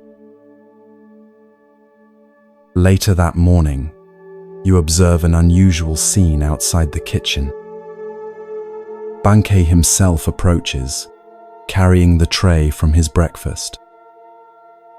His expression is serious as he asks for Dairyo. When the head cook appears, Bankei holds out a bowl that still contains some soup. In the bottom of the bowl is a small dead lizard. A ripple of tension moves through the novice monks who have gathered to watch. Such a serious oversight, serving the master food containing something impure, could result in severe consequences. In the strict hierarchy of traditional Zen training, the head cook might be publicly reprimanded or even dismissed from his position. Dairyo approaches Bankei and looks at the dead lizard in the bowl. Without hesitation or defensiveness, he bows deeply. "I am sorry, Master," he says with genuine regret. Then, to everyone's astonishment, he takes the bowl from Bankei's hands, picks up the dead lizard, and eats it. He then drinks the remaining soup. A collective gasp rises from the watching novices. Eating something impure, especially something that had died in food, violates not just culinary standards, but deeper cultural and religious taboos in Japanese Buddhism. Daio's action seems incomprehensible. Bankei watches Dairyo with a still expression that reveals neither approval nor disapproval. After a moment of silence that seems to stretch into eternity, he simply nods once and returns to his quarters without another word. No punishment is given, no further mention made of the incident. Later that day, you overhear several novice monks discussing what they witnessed. They are trying to understand the meaning of Dairyo's shocking action and Bankei's response. One suggests that Dayo ate the lizard out of fear of punishment. Another believes it was a demonstration of extreme asceticism. A third wonders if it was simply a desperate attempt to hide the evidence of his mistake. An elder monk who was trained under Bankei for many years overhears their speculation and joins their circle. "You have all missed the point," he says quietly. "What you witnessed was neither fear, asceticism, nor deception. Daio's action embodied true responsibility. When we truly take responsibility, we don't make excuses or point fingers. We eat the consequences of our actions, literally in this case." "But couldn't he have simply apologized?" asks one of the novices. The elder monk smiles.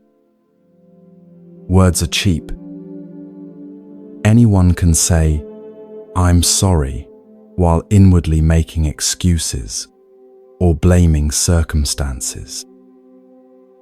Daio didn't just acknowledge his mistake verbally, he fully embodied his responsibility by consuming the very consequence of his oversight.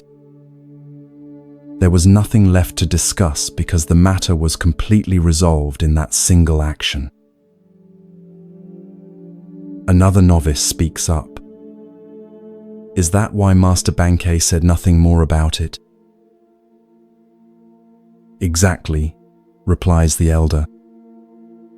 "When someone fully owns their mistake, without any trace of excuse or evasion, what more is there to say?"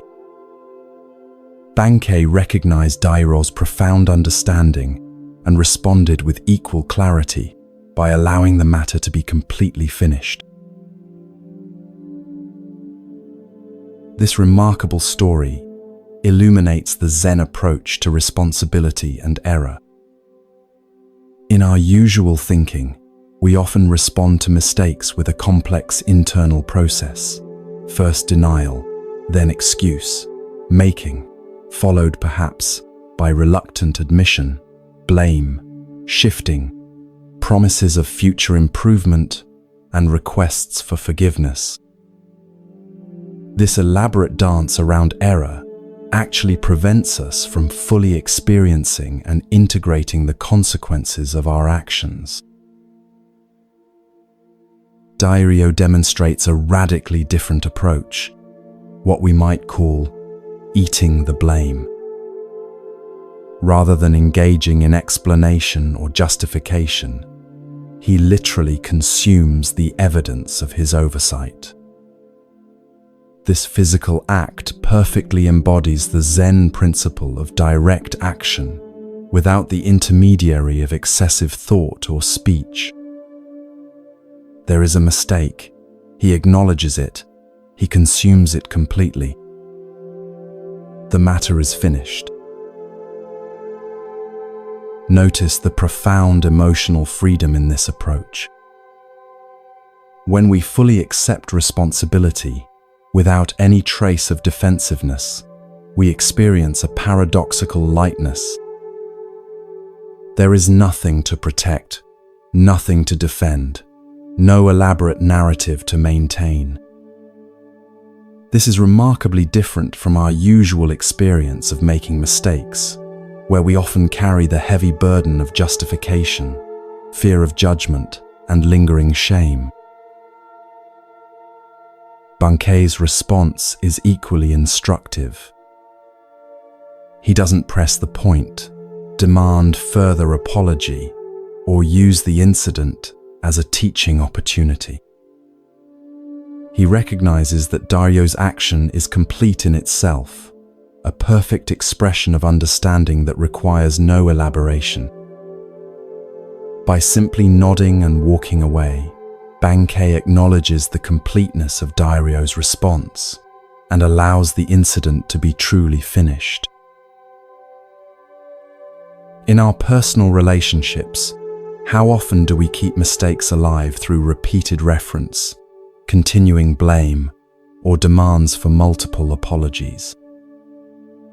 Even after someone has acknowledged an error, we might continue to mention it, subtly punishing them or using it as leverage in future disagreements. Bunkei demonstrates a more liberating approach. When responsibility is fully taken, the matter is completely closed, leaving no residue of resentment or recrimination. It's worth noting that Dairyo's action, while dramatic, wasn't performed as a public demonstration of virtue. He wasn't trying to impress Bankei or the other monks with his willingness to eat something impure. His action arose naturally from his deep understanding of responsibility. This points to another Zen principle, that true virtue isn't something we put on for others to see, but arises spontaneously from genuine realization. As you drift towards sleep, consider where in your life you might practice eating the blame. Where might you move from elaborate explanation to simple acknowledgement? From partial admissions couched in justifications to complete acceptance of responsibility? From verbal apologies to embodied action that makes things right? This practice doesn't mean taking blame for things that aren't your responsibility. That would be another form of evasion. Rather, it means fully acknowledging your part in situations without deflection or excuse. Like Dairyo with his lizard, you might find that when you fully consume your mistakes, rather than trying to explain them away, they are completely digested and transformed, leaving you lighter and freer to continue on your path. And like Bankei, you might discover that when others truly take responsibility, the most compassionate response is simply to allow the matter to be finished.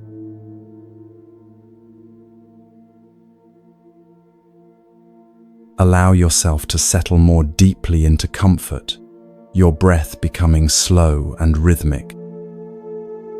Feel the gentle weight of your body against the surface supporting you as your mind begins to drift.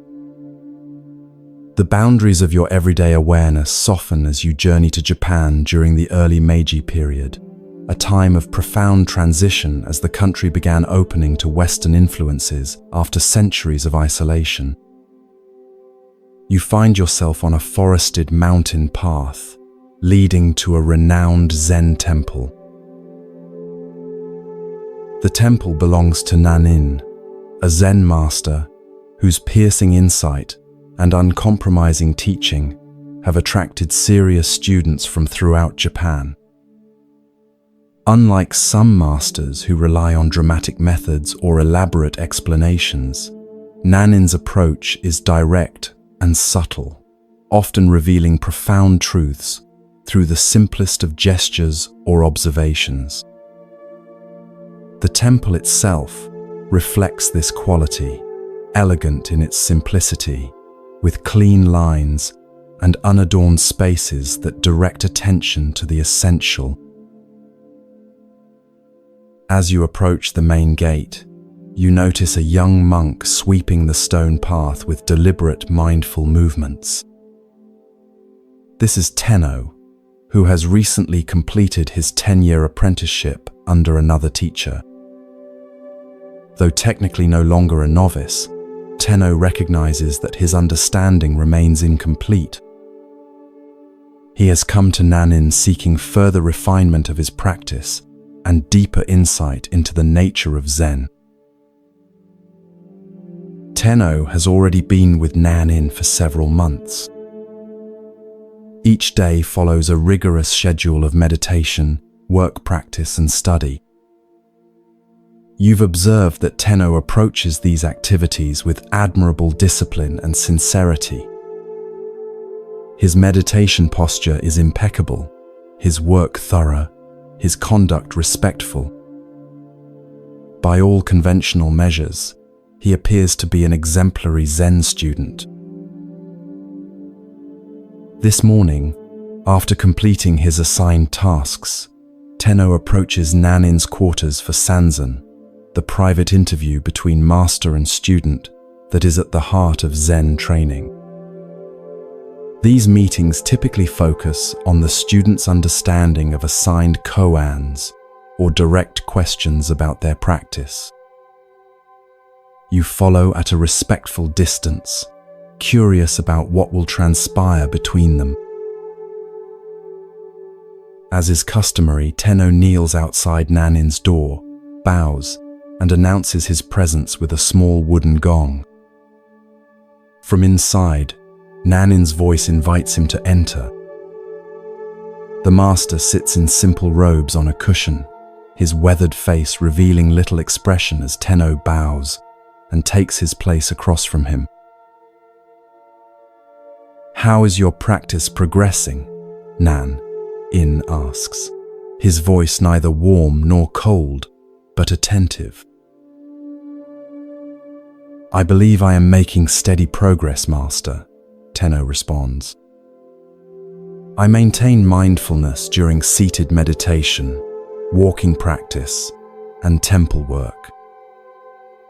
I observe the precepts with care and study the sutras diligently." Nanin nods slightly.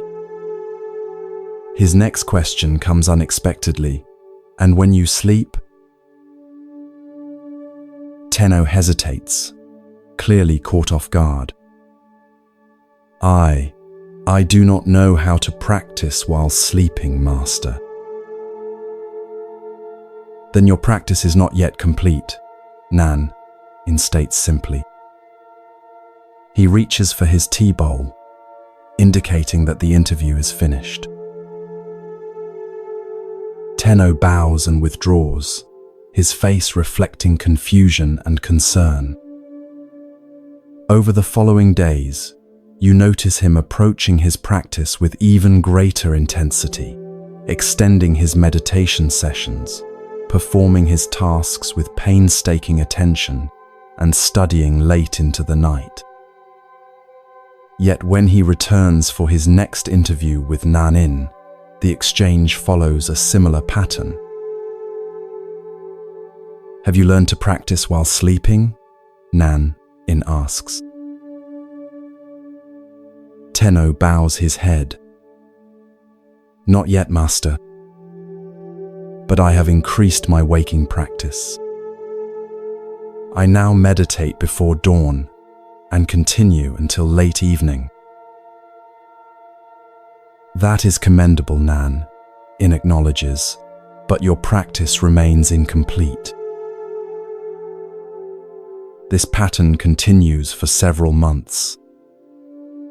Tenno exhausts himself with ever more rigorous practice during waking hours, yet Nanin's assessment remains unchanged.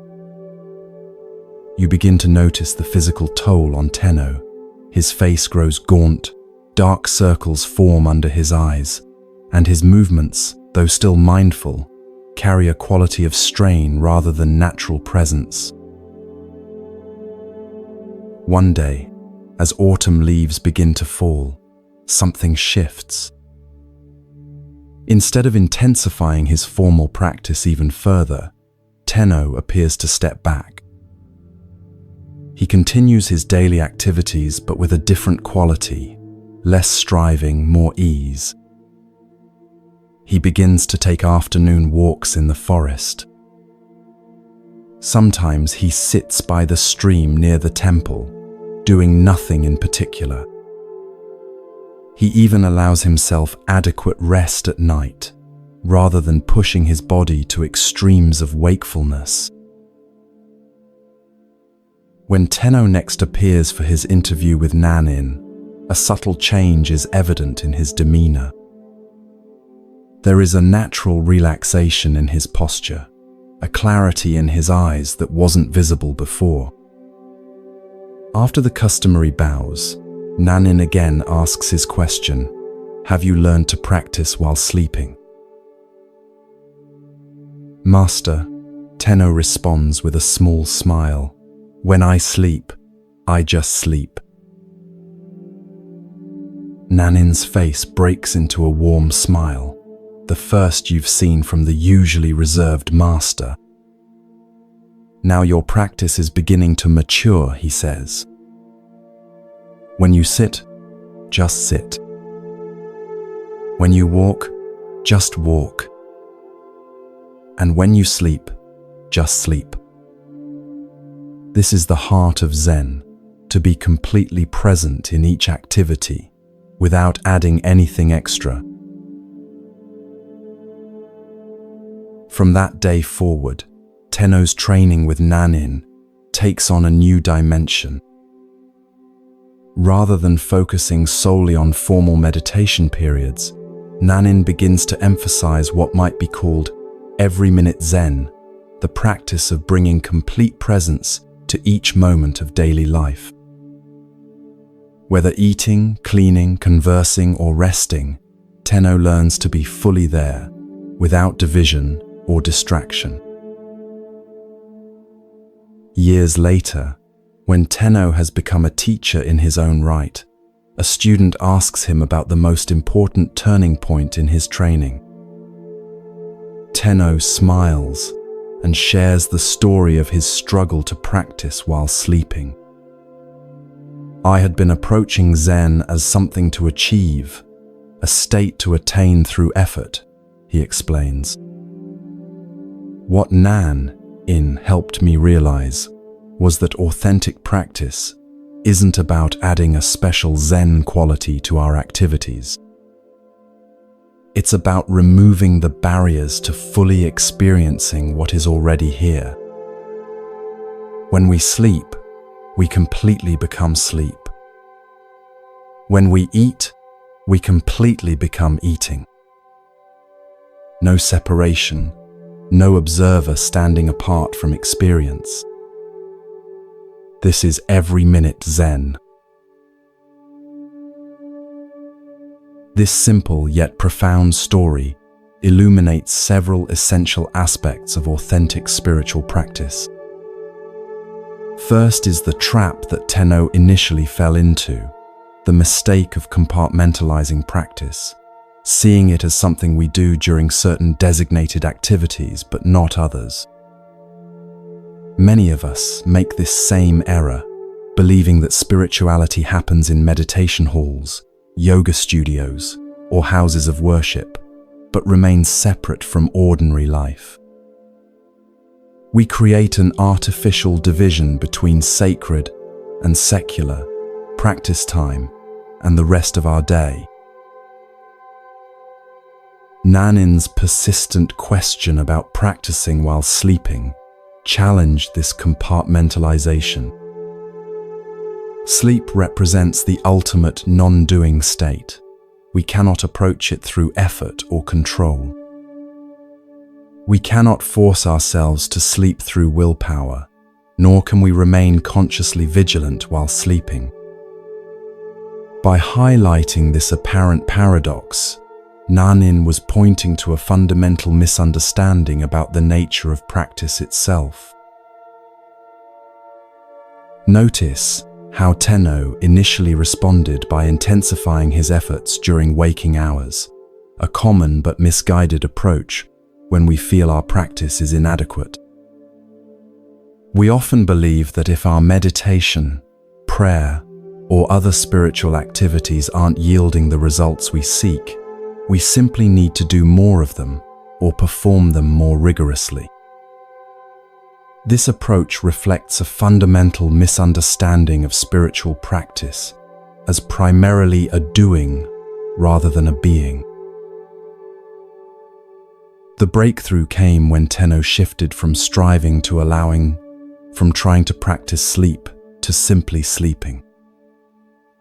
This represents a profound shift from practice as a special activity we perform to practice as the direct, unmediated experience of whatever is happening.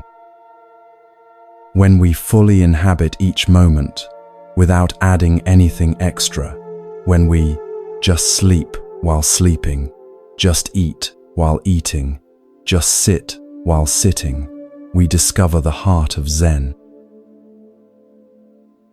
This quality of complete presence has been described by Zen master Dogen as body and mind dropping away.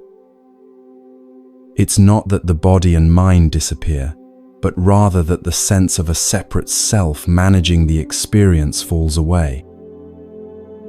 There is just the pure experience itself, undivided, unmediated, complete. This is what Nanin meant by every minute Zen, a practice not confined to special times or activities, but available in each moment of life. The paradox, which Tenno eventually discovered, is that this complete presence often emerges naturally when we stop trying so hard to practice in the conventional sense. His breakthrough came not by intensifying effort, but by allowing a natural relaxation into the reality of each moment. This doesn't mean abandoning formal practice periods, which provide important training and support, but rather understanding their true purpose, not as special spiritual times, distinct from ordinary life, but as concentrated opportunities to cultivate the awareness that can permeate every moment. As you drift towards sleep, consider your own relationship with practice. Do you, like Tenno initially, compartmentalize your spiritual life? Do you have designated practice times that seem disconnected from the rest of your experience? Can you sense the possibility of an every-minute Zen that embraces all activities, from the sublime to the mundane, from active engagement to complete rest? Perhaps tonight, as you transition into sleep, you might experiment with Tenno's discovery. Rather than trying to maintain awareness during sleep, which creates a division between the observer and the experience, simply allow yourself to fully become sleep. No separation, no effort, no practice, just the complete embrace of what is already naturally occurring. This is not the abandonment of practice, but its fulfillment, the discovery that when we drop all trying, even the trying to practice, what remains is the natural wakeful awareness that has been present all along. As you release into sleep, allow Nanin's wisdom to accompany you. When you sleep, just sleep.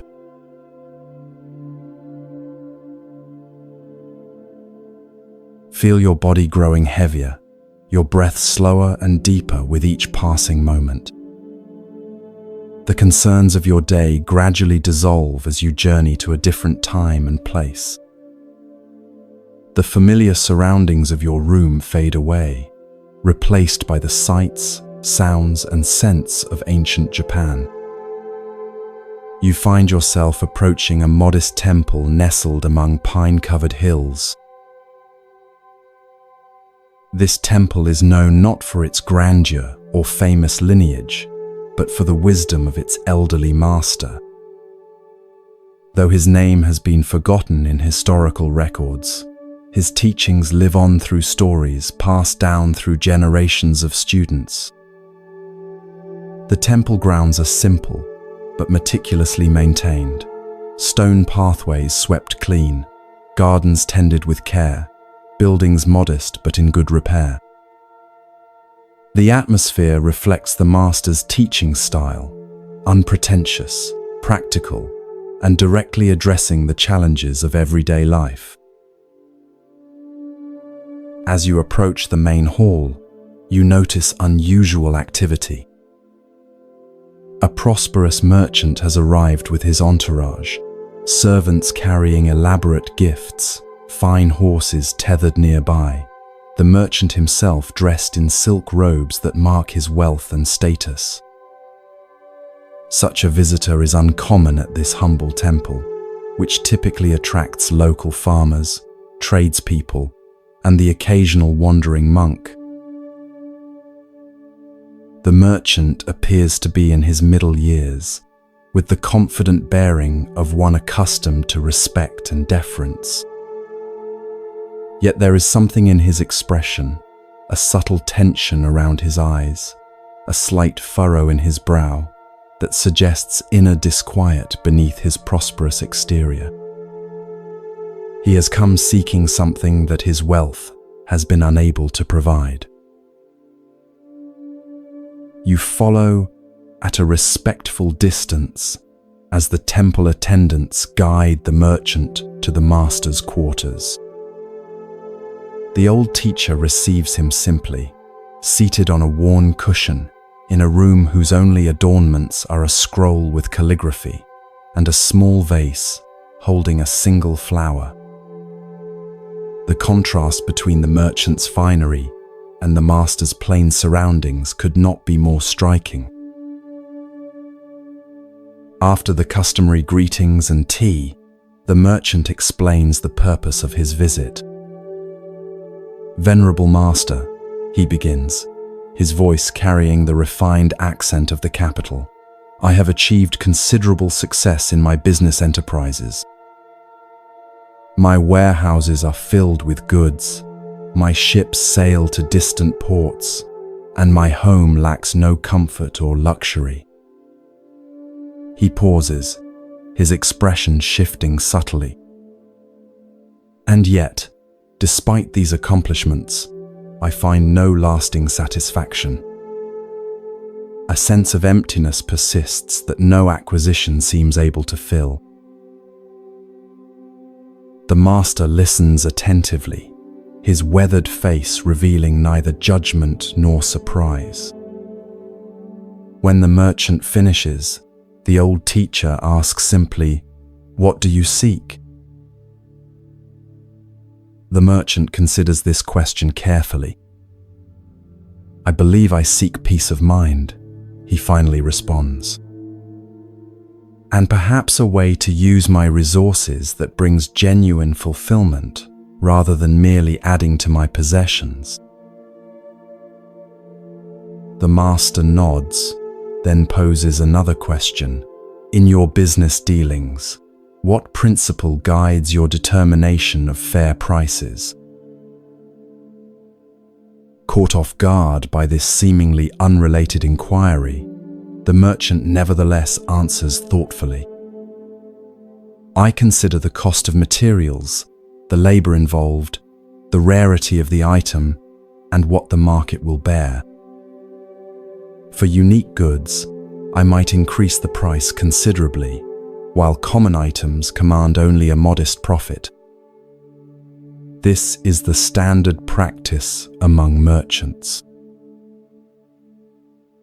And in your charitable giving," the master continues, "what principle determines the amount you contribute?" The merchant shifts uncomfortably. "I give according to what seems appropriate for a man of my position. For public projects that bring recognition, I might give substantial amounts. For lesser causes, smaller donations suffice." The master's expression remains unchanged, but his next question penetrates deeper. "And how do you determine the value of a human life?" The merchant looks genuinely perplexed. "I don't understand, Master. How can one assign value to a life?" "Yet you do so regularly," the master responds quietly. "When you decide how much profit to extract from those who labor for you, when you determine what portion of your wealth to share with those in need, when you pass a beggar on the street and decide whether to look away or offer assistance, in all these moments you are assigning value to human lives, including your own." A long silence follows as the merchant absorbs this perspective. Finally, he asks, "How then should I determine the proportion of my wealth to share with others?" Instead of answering directly, the master stands and gestures for the merchant to follow him outside. They walk to a small pond near the temple, where lilies float on the surface and koi fish swim lazily below. The master picks up a smooth stone from the path and hands it to the merchant. "Drop this into the pond," he instructs. The merchant does so, and they both watch as the stone breaks the surface, creating concentric ripples that spread outward across the entire pond. "The exact proportion," says the master, pointing to the ripples, "is this: to the extent that your actions honor the interconnectedness of all life, you will find the peace you seek. When you truly understand that your well-being and the well-being of others cannot be separated, just as these ripples cannot be contained to one part of the pond, authentic generosity naturally emerges. It is no longer a calculation of how much to give away, but a recognition that genuine wealth lies in creating ripples of benefit that extend beyond yourself." The merchant stands quietly by the pond, watching as the ripples gradually subside and the water returns to stillness, reflecting the sky above. Something shifts in his expression, a softening around the eyes, a release of the subtle tension he carried. Without speaking, he and the master return to the temple. Before departing, the merchant arranges to leave a generous donation for the temple.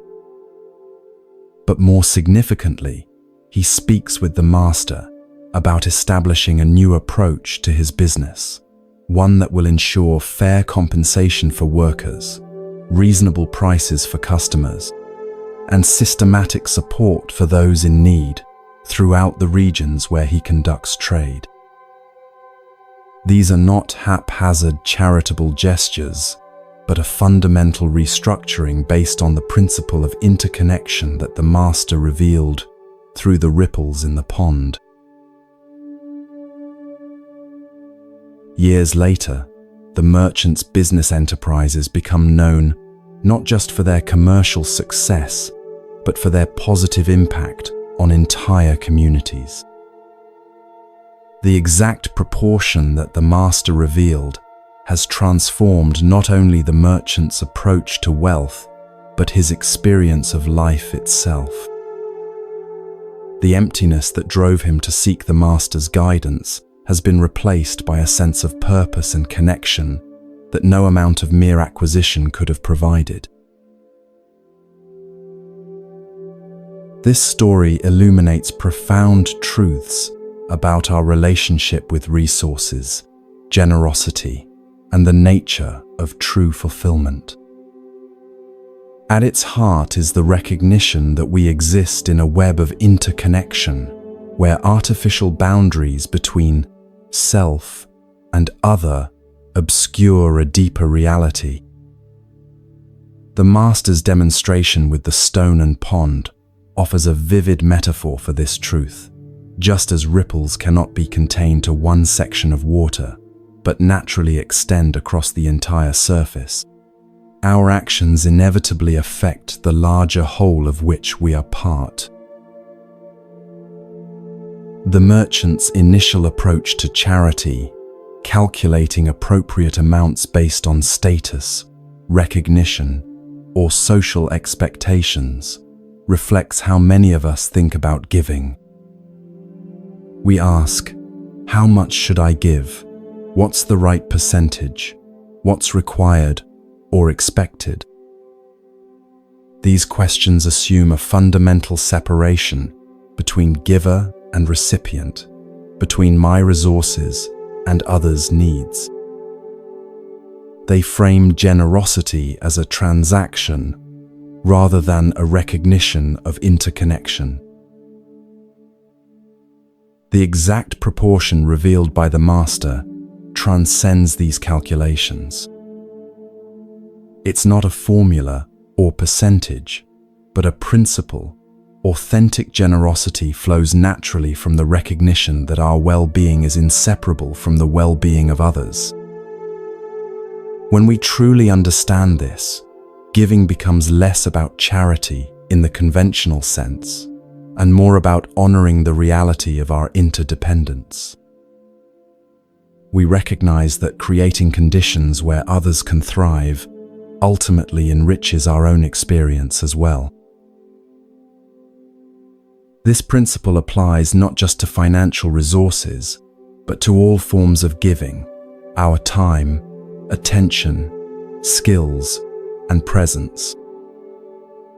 When we offer these gifts from a recognition of our interconnection rather than from obligation or expectation of return, they carry a different quality. There's a naturalness and joy in such giving that is absent when we're merely fulfilling social obligations or attempting to accumulate spiritual merit. The merchant's transformation illustrates another key insight, that the emptiness he experienced amid material abundance couldn't be filled by acquiring more, but only by recognizing his place within a larger whole. This echoes a central teaching across wisdom traditions, that lasting fulfillment arises not from satisfying the self's endless desires, but from transcending exclusive identification with the separate self.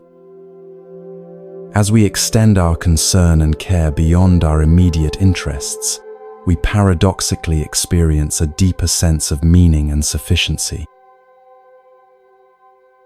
In the language of Buddhism, this shift reflects the movement from a consciousness dominated by greed, aversion, and delusion, the three poisons that create suffering, to one characterized by generosity, compassion, and wisdom.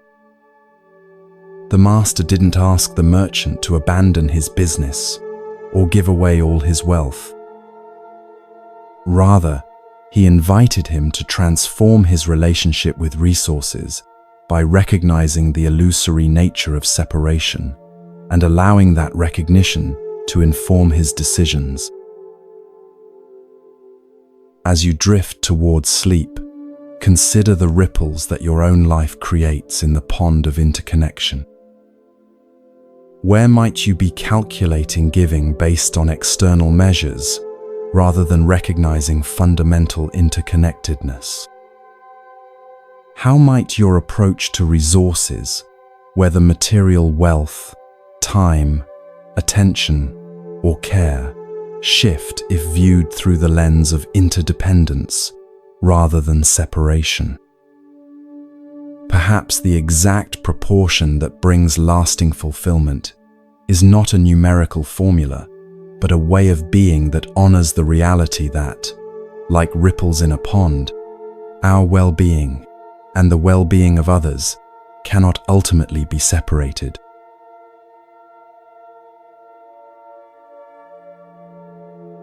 Feel yourself drifting deeper into relaxation, your body becoming comfortably heavy as your mind grows lighter. The boundaries between waking and dreaming begin to blur as you journey to feudal Japan, to a time when Zen Buddhism was flourishing throughout the country. The concerns of your day gradually dissolve as you find yourself approaching a mountain temple known for its rigorous training and the profound wisdom of its master. The temple is nestled among ancient cedars that sway gently in the mountain breeze. Stone lanterns line the path leading to its entrance, and the air carries the delicate scent of incense. Unlike the grand temples of Kyoto, this one is relatively modest, its beauty lying in its harmony with the natural surroundings rather than in elaborate ornamentation. This is a place dedicated to serious practice rather than ceremonial display. As you approach the main gate, you notice an unusual visitor arriving, a scholar dressed in the fine robes of the educated elite, accompanied by several attendants carrying scrolls and writing materials. This is clearly no ordinary pilgrim seeking simple spiritual guidance. The scholar's bearing suggests someone accustomed to academic debate and intellectual mastery, rather than the humble posture typical of those who come to study Zen. You learn from overhearing the temple monks that this visitor is a renowned philosopher and scholar who has written extensively on Buddhist doctrine. His commentaries on sutras are studied throughout the country, and his reputation for intellectual brilliance is matched only by his confidence in debate. He has come to challenge the temple's master, believing that through rigorous philosophical questioning, he can either expose limitations in the Zen approach or gain new insights to incorporate into his scholarly work. The scholar is escorted to the master's modest quarters. You follow discreetly, curious about how this encounter between intellectual prowess and Zen directness will unfold. The master, an elderly monk with a weathered face and clear eyes, receives the scholar without ceremony, inviting him to sit on a simple cushion across from his own. "I have studied Buddhist texts extensively," the scholar begins, "and have engaged in debate with masters of various schools. I find Zen's claim to transmission beyond words and letters philosophically problematic. If truth cannot be expressed in language, how can it be communicated at all? And if it can be communicated without words, why have Zen masters themselves written so many commentaries?" The master listens attentively, neither impressed nor dismissive. When the scholar finishes his opening challenge, the master asks simply, "Would you like some tea?" Somewhat taken aback by this seemingly irrelevant response, the scholar nevertheless agrees. As the master prepares the tea with mindful movements, the scholar launches into a detailed critique of Zen methodology, citing apparent contradictions between different masters' approaches and questioning the efficacy of meditation compared to intellectual analysis. The master places a cup of tea before the scholar without comment and returns to his seat. Undeterred, the scholar continues his philosophical questioning, touching on the nature of Buddha nature, the problem of dualistic thinking, and the paradoxes inherent in seeking enlightenment through practice. His arguments are well constructed and draw upon an impressive range of textual sources. Throughout this intellectual barrage, the master remains silent, neither agreeing nor disagreeing, neither defending Zen nor criticizing the scholar's approach. His face reveals neither impatience nor boredom, just present attention. As evening approaches and the light begins to fade, the scholar's questions continue unabated. A young monk brings in a lamp and, seeing that the room has grown chilly with the mountain evening, lights a fire in the small hearth.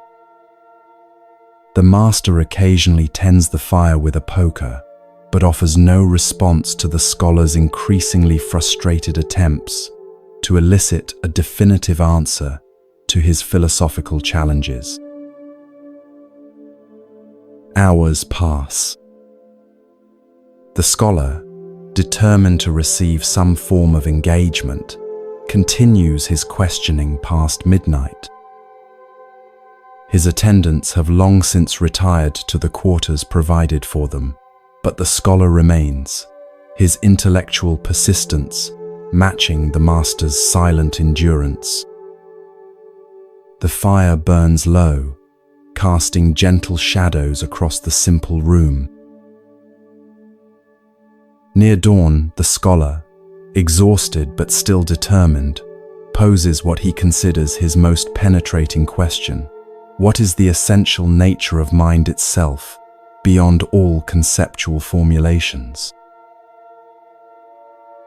At this, the master suddenly stands, takes the fire poker, and holds it up before the scholar's face.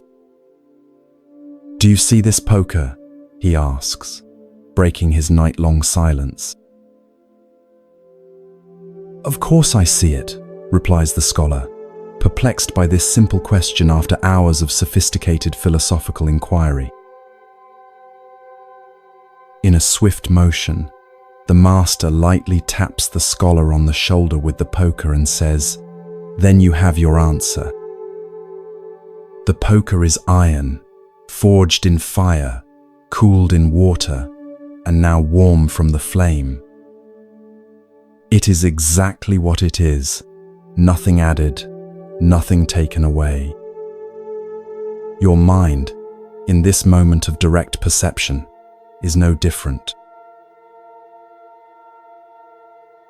The scholar stares at the poker, then at the master.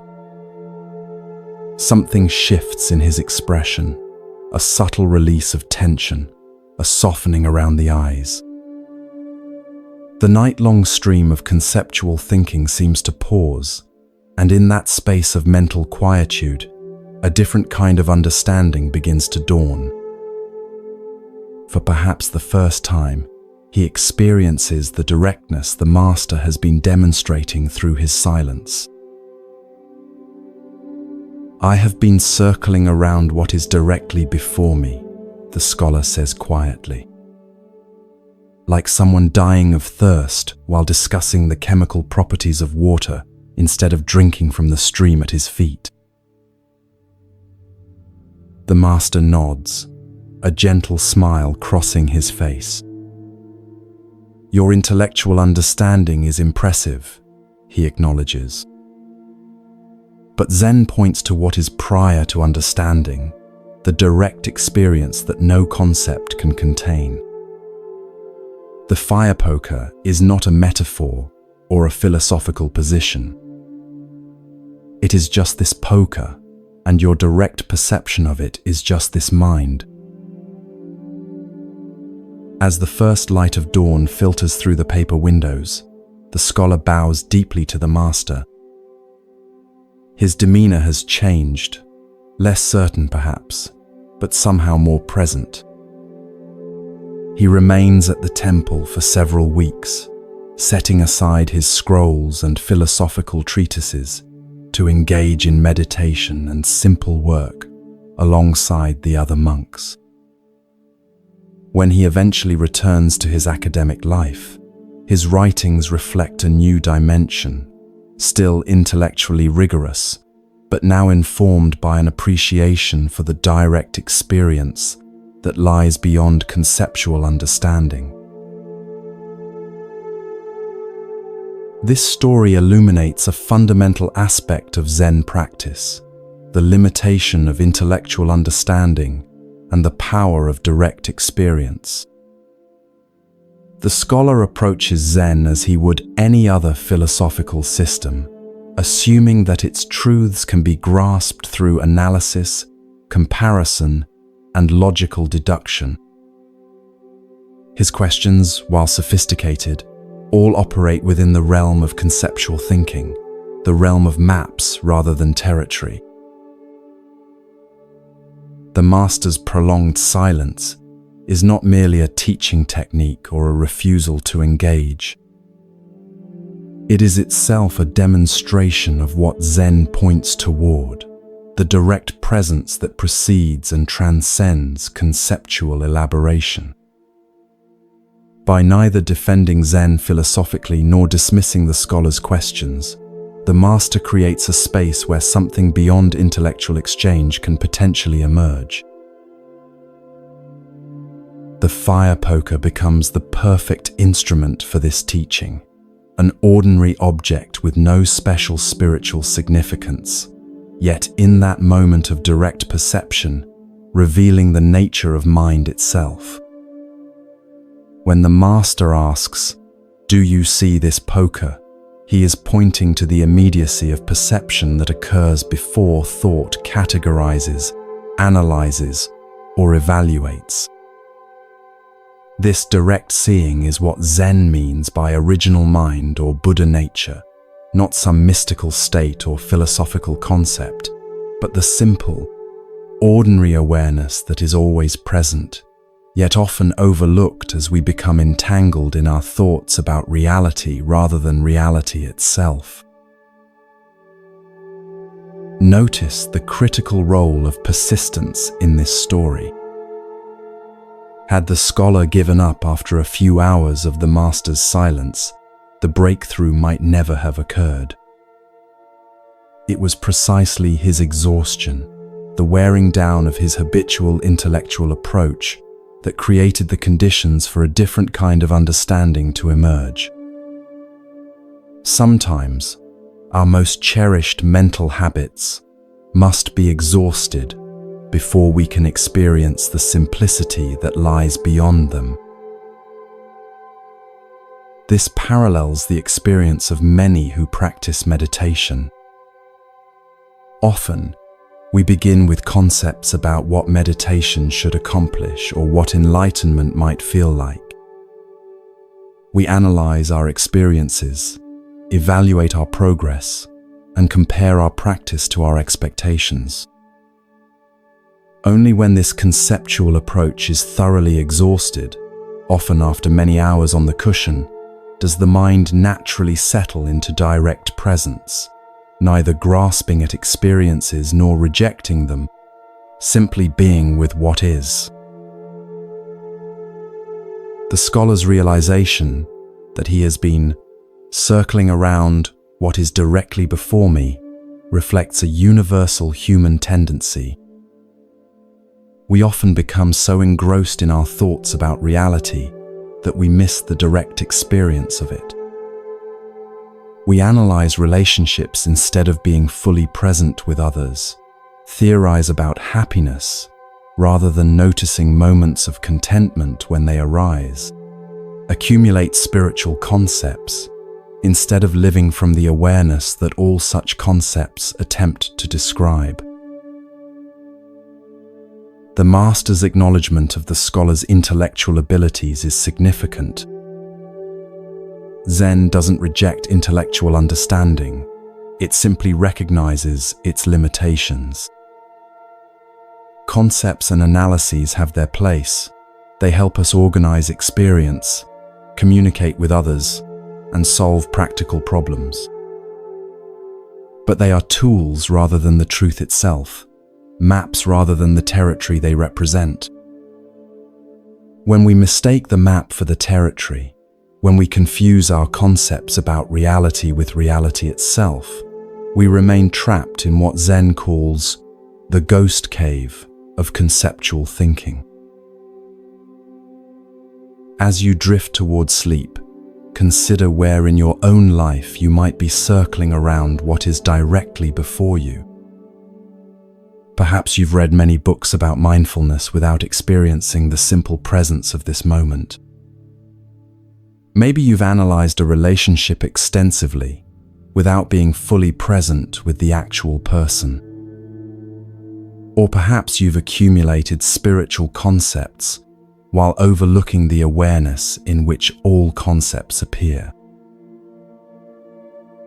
The fire poker is always right here, in the sound of your breath, the feeling of your body against the bed, the simple awareness that witnesses all experience. No special state is required to access this directness. It's available in every ordinary moment, requiring only that we pause our endless thinking about experience long enough to experience directly.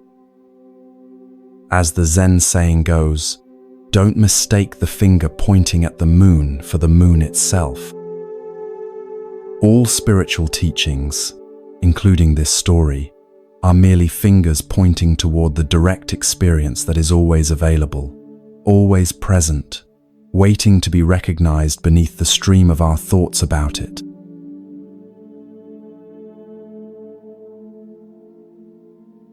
Feel your body becoming heavier with each breath, sinking deeper into comfort. The sounds around you begin to fade as you journey to another time and place. Imagine yourself walking along a forest path in Japan, the ground soft beneath your feet, the air fresh with the scent of pine and moss. Bird songs echo through the trees as sunlight filters through the canopy in golden shafts. You follow the winding path until it opens onto a small clearing where a modest temple stands. This is not one of Japan's grand, ornate temples, but a simple wooden structure that seems to have grown naturally from the forest floor. A stream runs nearby, its gentle murmur creating a perfect backdrop for meditation. This is the temple of Gasan, a respected Zen teacher known for his clear wisdom and open mind. As you approach, you notice unusual activity today. A visitor unlike the temple's typical students has arrived, a young man in Western clothing carrying a book bound in leather. From snippets of conversation among the monks, you learn he is a university student who has been studying Christianity with Western missionaries. Curious about how different spiritual traditions might compare, he has come to show Gasan some passages from the Christian Bible and hear the Zen master's perspective. You follow as the young man is led to Gasan's simple quarters. The room contains only a low table, a few cushions, and a scroll with calligraphy hanging in the alcove. Gasan himself sits in meditation, his eyes open but focused on nothing in particular. Though probably in his 60s, his posture is straight and vital, his presence conveying both alertness and profound ease. The student bows respectfully and introduces himself. Gasan gestures for him to sit on a cushion nearby. You can feel the nervousness in the young man as he carefully places his Bible on the low table between them. He's clearly unsure how this Zen master might react to Christian scripture. "Master Gasan," he begins, his voice betraying a slight tremor, "I have been reading the Christian Bible with missionaries from America. I find some of its teachings beautiful, but I wonder how they compare with Zen wisdom. Would you be willing to hear some passages and share your thoughts?" Gasan's face remains serene, neither eager nor reluctant. He nods simply, and you can see some of the tension leave the student's shoulders. The young man carefully opens his Bible, the pages making a soft crackling sound in the quiet room. He turns to a marked section and begins to read, "And why take ye thought for raiment? Consider the lilies of the field, how they grow, they toil not, neither do they spin. And yet I say unto you, that even Solomon in all his glory was not arrayed like one of these." The student pauses, watching Gasan's face for a reaction.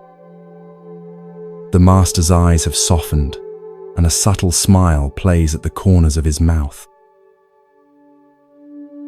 "Whoever uttered those words," Gasan says quietly, "I consider an enlightened man." Surprise and delight flash across the student's face. He hadn't expected such immediate appreciation from a Buddhist master for Christian scripture. Encouraged, he turns to another passage and continues reading. "Ask, and it shall be given you. Seek, and ye shall find. Knock, and it shall be opened unto you. For everyone that asketh receiveth, and he that seeketh findeth, and to him that knocketh it shall be opened. The late afternoon sun casts long shadows across the room as Ghassan listens intently. When the student finishes, the master nods thoughtfully. You can feel the student holding his breath, waiting for the response. "That is excellent," Ghassan says, his voice warm with genuine appreciation. Whoever said that is not far from Buddhahood. The look of joy on the student's face is unmistakable. You can almost see his conception of spiritual boundaries dissolving before your eyes. What he had perhaps imagined as competing religious systems now appears in a new light, as different expressions of the same fundamental truths. As twilight approaches, student and master continue their conversation, the atmosphere growing increasingly warm and open. You notice how Ghassan neither adopts Christian terminology nor attempts to convert the passages into Buddhist concepts. He simply recognizes truth when he encounters it, regardless of its source or packaging. Later, as the student prepares to leave, he asks one final question. "Master Ghassan, do you find that the essential teachings of Christianity and Buddhism are the same?"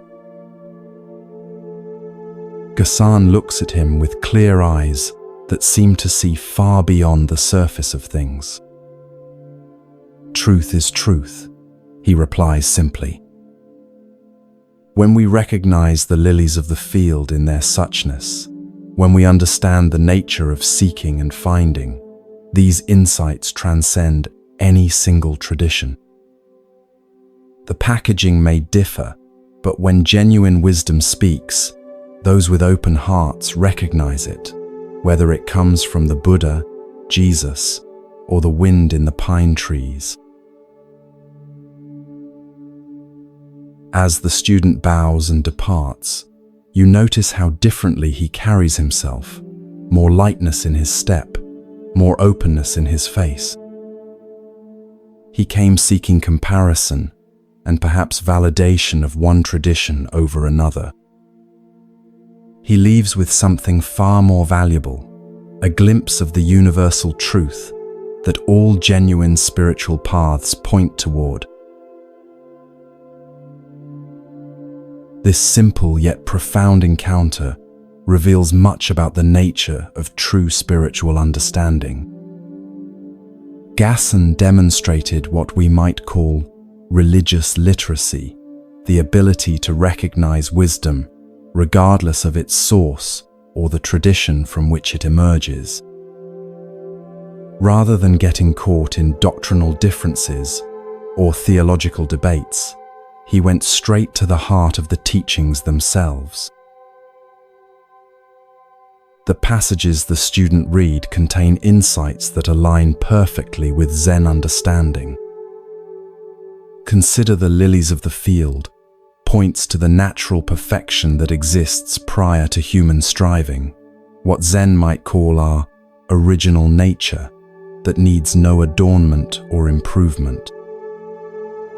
Just as the lilies grow naturally, without effort or anxiety about their appearance, our true nature manifests most perfectly when we stop trying to enhance or perfect ourselves through endless striving. Similarly, "Seek and ye shall find" reflects the Zen understanding that our essential nature, what some traditions call Buddha nature, is always present but must be recognized through sincere inquiry. The seeking itself becomes a form of finding when approached with genuine openness.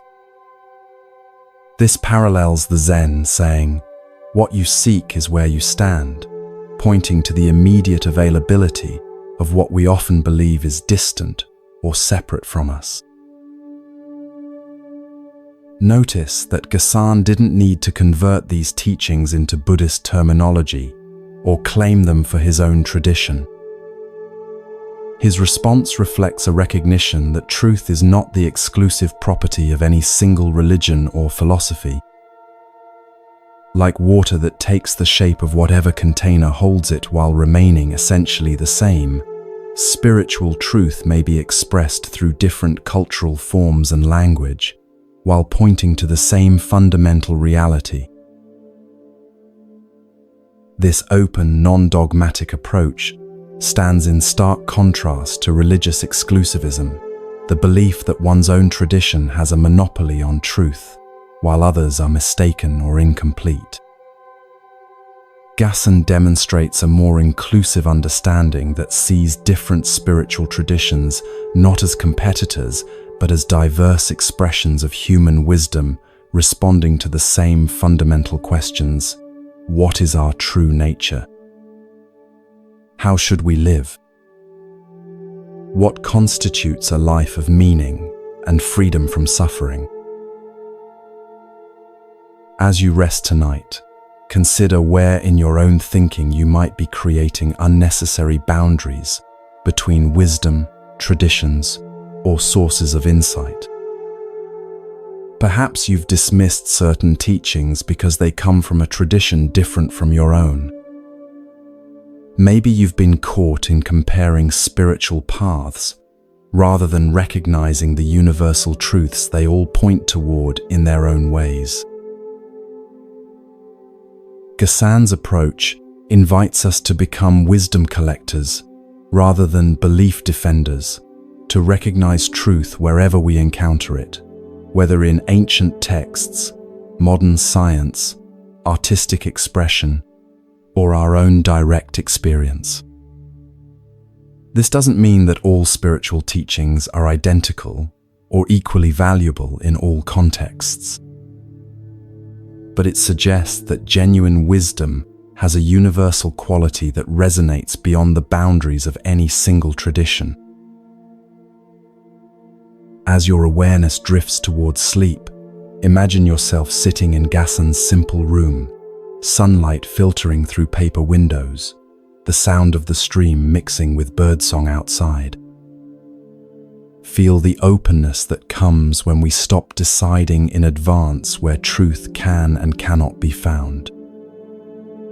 Like Gasan, we might discover that wisdom speaks in many languages, and that an open heart recognizes its voice, regardless of the words it uses. This recognition doesn't diminish our own tradition, but enriches it, connecting us to the larger human quest for understanding that transcends all boundaries of time, culture, and belief.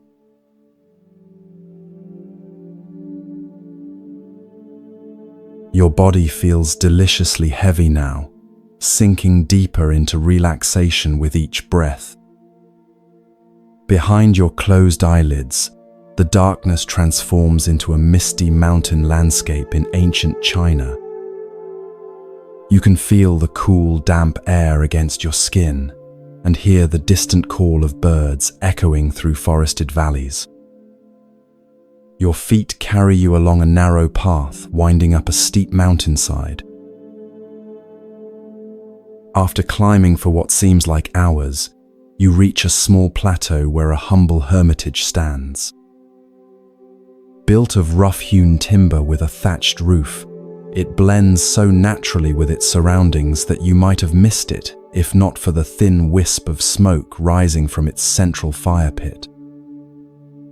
This is the dwelling of Master Gute, a Zen teacher who left the comforts of temple life years ago to practice in solitude. Despite his preference for isolation, Gute's reputation for wisdom has spread, and occasionally seekers brave the difficult journey to receive his teaching. Today, you're not the only visitor. Just ahead of you on the path walks a young monk, his simple robe dusty from travel, determination evident in his steady pace. As you both approach the hermitage, the door slides open. Master Gute appears, a wiry man of middle years, with weathered skin and clear, penetrating eyes. His appearance is unremarkable. Nothing about his physical presence suggests spiritual accomplishment or special status. Yet something in his quality of attention, in the way he fully occupies this moment, creates an atmosphere of extraordinary presence.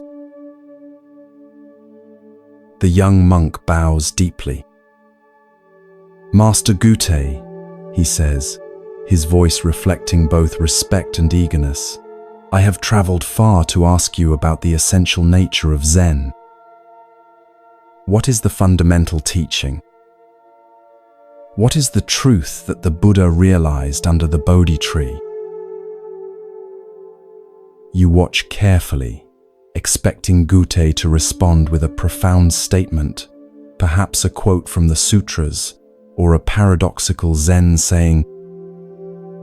Instead, something unexpected happens.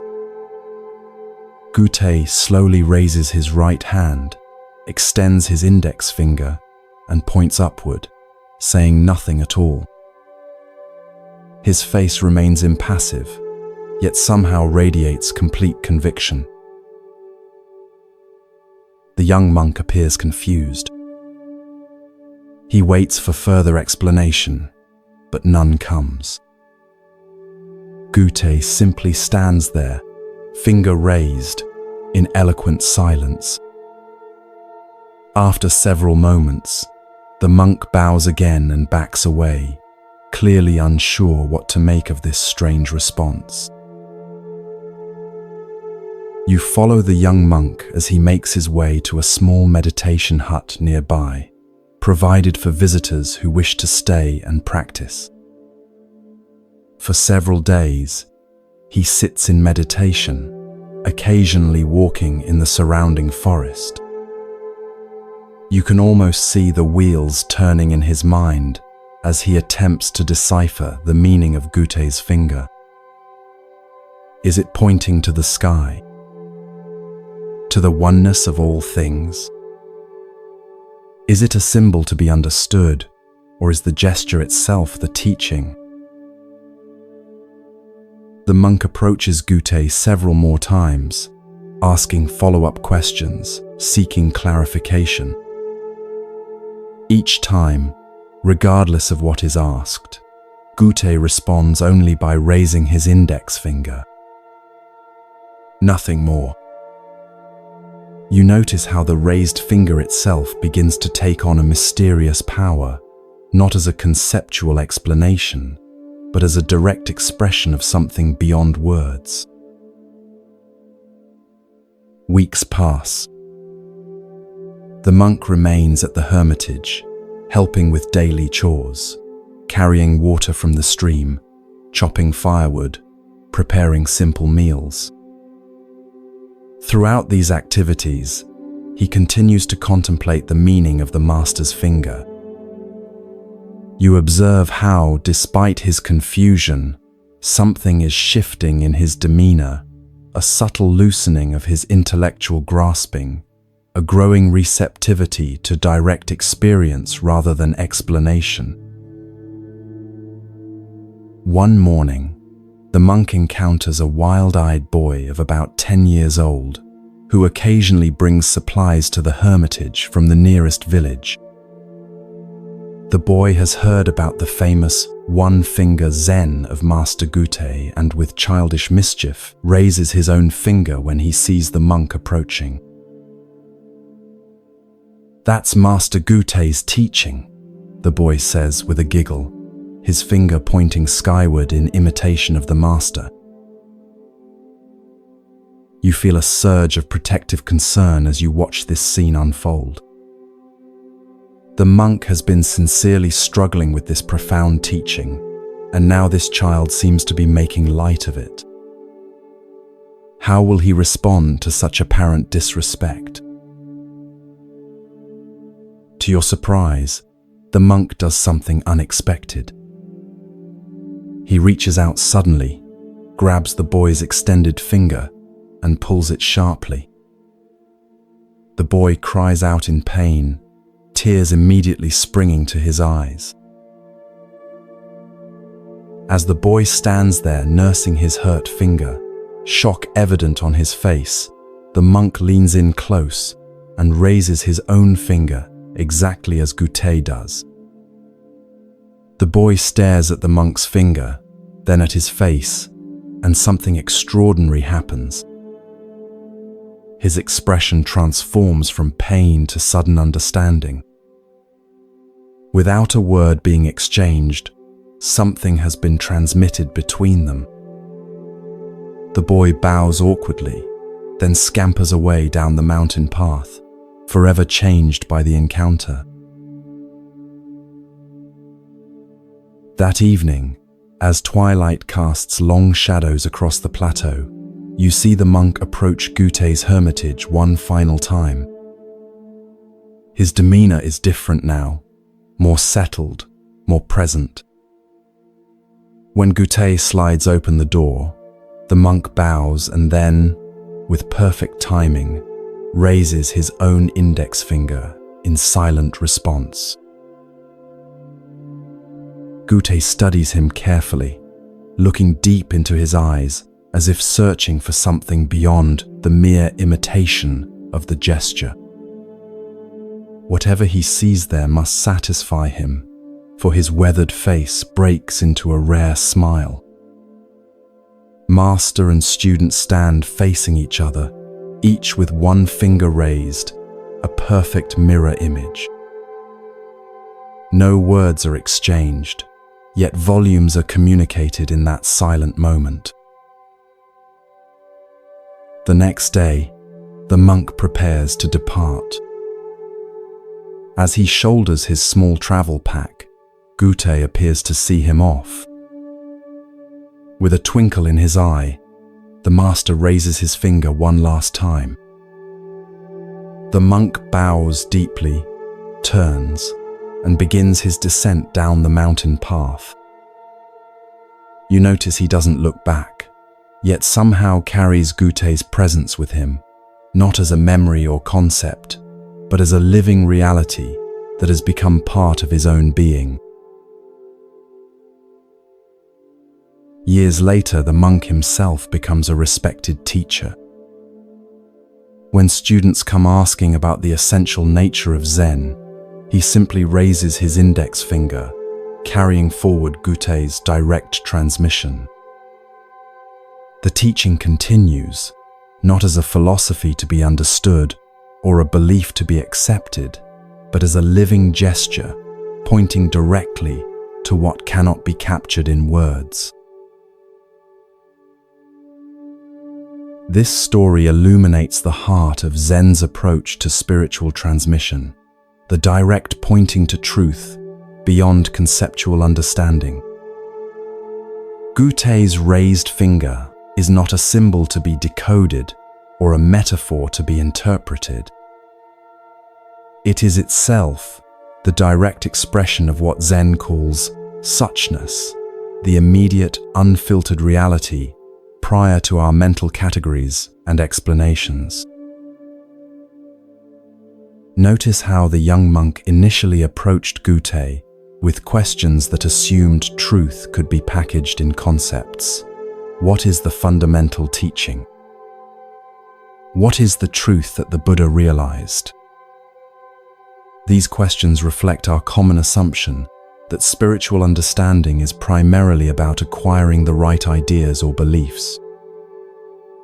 Gutei's finger cuts through this assumption, offering not an explanation, but a direct pointing to reality itself. The monk's journey from confusion to understanding parallels the path many of us walk in spiritual practice. At first, we try to grasp teachings intellectually to fit them into our existing frameworks of understanding. We want explanations, systems, practices that promise specific results. Like the monk puzzling over the meaning of Gutei's finger, we search for the correct interpretation that will satisfy our intellect. True understanding often arrives unexpectedly, not through accumulating more concepts, but through direct experience that bypasses conceptual thinking altogether. For the monk, this breakthrough came through his interaction with the boy, an encounter that moved him from intellectual contemplation to spontaneous, embodied action. In that moment, the finger ceased to be something to understand and became something to live. The physical sensation of your own finger is available right now as you rest. Can you feel the pulse of blood moving through it? The subtle warmth? The way it connects to your hand, your arm, your entire body? This direct, non-conceptual awareness is what Goethe was pointing to, not with explanations, but with the finger itself.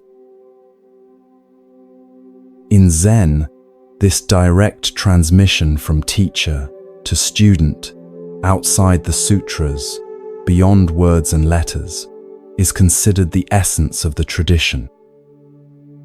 The story of Goethe's finger exemplifies what Zen calls mind-to-mind transmission, not the passing of concepts from one intellect to another, but the direct recognition of our shared Buddha, nature, the awareness that precedes all thinking.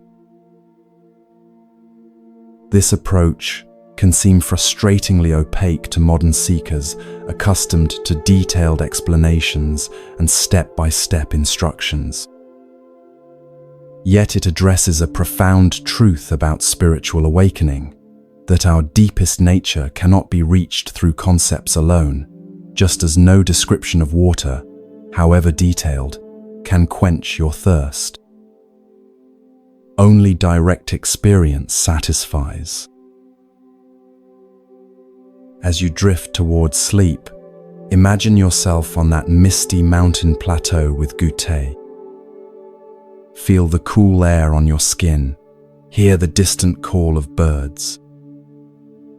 When he raises his finger, look not at what it might symbolize or represent, but at the direct reality of this moment, the sensations in your body, the rhythm of your breath, the spacious awareness in which all experience arises.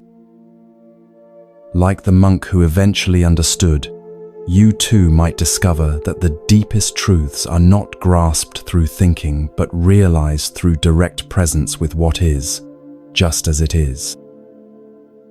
Goethe's finger continues to point the way, even now, even here.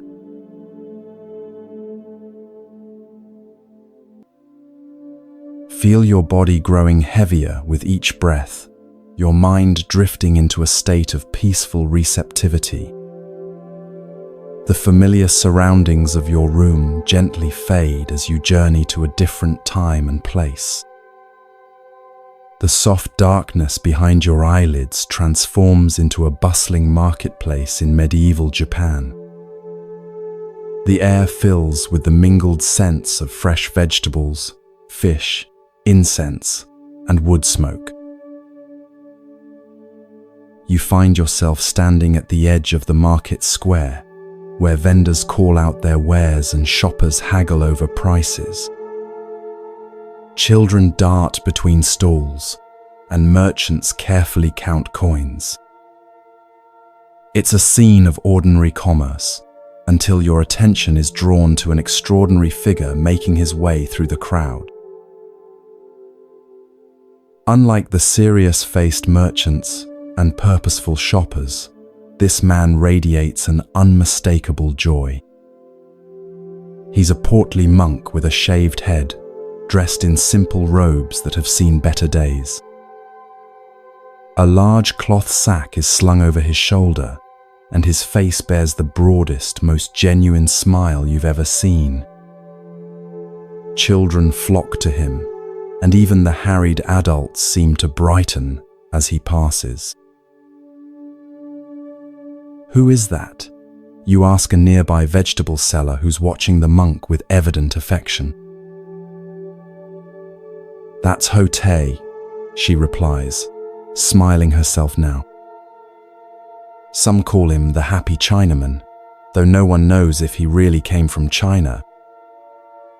He's been wandering these parts for as long as anyone can remember. You follow Hote as he makes his way through the marketplace. Unlike other monks who solemnly request alms, Hote seems to be giving rather than receiving. From his large sack, he produces small treats for the children, sweet rice cakes, tiny carved wooden animals, colorful pebbles that catch the light. Each gift is presented with a delighted laugh, as if the giving brings him more joy than the receiving could possibly bring the children. The adults, too, receive his gifts, though theirs are often less tangible. For a frazzled mother with a crying infant, he produces a moment of unexpected peace by making silly faces that transform the baby's wails into giggles. For a merchant whose vegetables are beginning to wilt in the afternoon sun, he creates a makeshift shade from his own wide-brimmed hat. For an elderly man struggling with a heavy load, he offers not just help, but companionship, telling a story that transforms the labor into a shared pleasure. You notice something curious about Hote's famous sack. Though he continually takes things out of it, toys, treats, practical tools, it never seems to empty. And though people frequently give him small offerings of food or simple items, which he accepts with genuine gratitude, the sack never appears to get fuller. It's as if the contents maintain a perfect balance, neither depleting nor accumulating. As evening approaches and the market begins to close, Hote finds a spot beneath a large tree at the edge of the square. He settles his substantial form on the ground with surprising grace, places his sack beside him, and closes his eyes, still smiling. Several children linger nearby, clearly reluctant to leave his presence.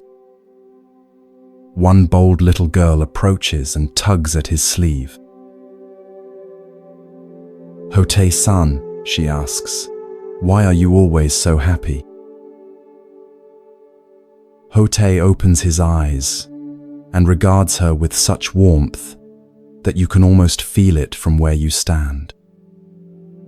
"Because there is nothing to be unhappy about," he replies, his voice rich and resonant. The girl frowns, clearly unconvinced. "But sometimes sad things happen," she persists. "Sometimes people are mean, or things break, or it rains when you want to play outside." Hote nods thoughtfully. "Yes, all these things happen," he agrees. "But being unhappy about them is like carrying 2 sacks instead of 1. He pats the cloth bag beside him. "This sack I carry holds everything I need for today, no more, no less. If I carried another sack filled with worries about yesterday and fears about tomorrow, I would be too burdened to play with you or enjoy this beautiful evening." The girl considers this, her small face serious. "But how do you put down that second sack?" she asks. Hote's laugh rings out, full of genuine delight at her wisdom. "That's the best question," he exclaims. "You put it down by noticing when you're carrying it. Right now, for instance, are you carrying that heavy second sack, or are you simply here with me under this tree?" The girl's face clears, and she giggles. "I'm here with you." "Exactly," says Hote, his smile somehow growing even wider. "And that's all there ever is. Just this moment, this place, this encounter. When we're fully here, the second sack disappears all by itself." As darkness falls, parents call their children home. The girl gives Hote a quick, impulsive hug before skipping away. You watch as Hote settles himself for the night, using his sack as a pillow, seemingly as content to sleep under the stars as anyone might be in the finest palace. The next morning, you follow Hote as he continues his wandering. He has no particular destination, no schedule to keep, no goals to achieve. Yet his days are full of purpose, bringing joy to everyone he meets, easing suffering where he finds it, sharing the simple happiness that radiates from his being. One afternoon, you see a group of serious-looking Zen monks encounter Hote on the road. Their austere appearance and disciplined manner form a striking contrast to Hote's disheveled, joyful presence. One of the monks, seemingly bothered by Hote's unorthodox appearance and behavior, approaches him with a challenging question. "You call yourself a monk," the stern monk says, "yet you follow none of the traditional practices. You don't live in a monastery. You don't perform proper rituals. You laugh and play instead of maintaining dignified silence. What is the meaning of Zen to you?" Hote says nothing.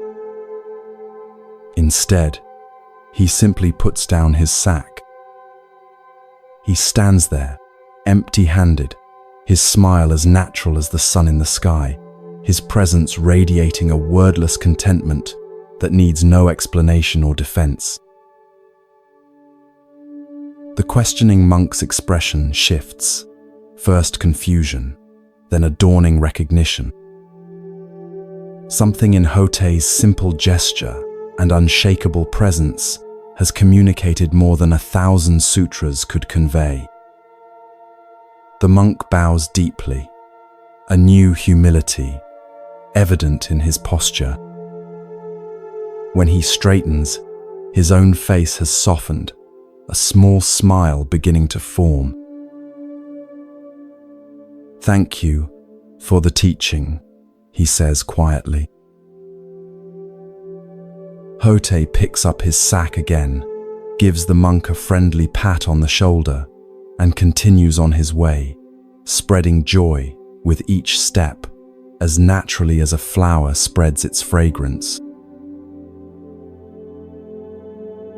In later years, Hote becomes so beloved that his image is often portrayed in paintings, sculptures, and household shrines. He is remembered not as a formal teacher expounding complex philosophy, but as a living embodiment of one of Zen's most profound truths, that enlightenment is not a distant goal achieved through arduous practice, but the natural state of a mind free from unnecessary burdens, fully present to the wonder of ordinary life. This delightful story of the happy Chinaman offers a refreshing perspective on spiritual practice, one that emphasizes joy, simplicity, and direct participation in life rather than solemn discipline or intellectual understanding. Hote represents a tradition sometimes called crazy wisdom, teachers whose unconventional behavior and apparent disregard for formal rules actually embody the deepest spiritual truths. Notice how Hote's teaching comes not through sermons or explanations, but through his very being. His joy isn't something he achieves through effort or maintains through positive thinking techniques. It flows naturally from his complete presence in each moment, his freedom from the second sack of regrets about the past and worries about the future. Hotei's famous sack represents a profound teaching about appropriate relationship to possessions and circumstances. He carries what he needs for the day, no more, no less. Unlike those of us who accumulate far beyond our needs, or, conversely, deny ourselves basic comforts in the name of spiritual practice, Hotei demonstrates the middle way that Buddhism has always advocated, neither indulgence nor deprivation, but just what's needed for the journey. The sack's mysterious property, never emptying despite Hotei's constant giving, never filling despite what he receives, points to a spiritual principle that many traditions recognize, that generosity creates abundance rather than scarcity.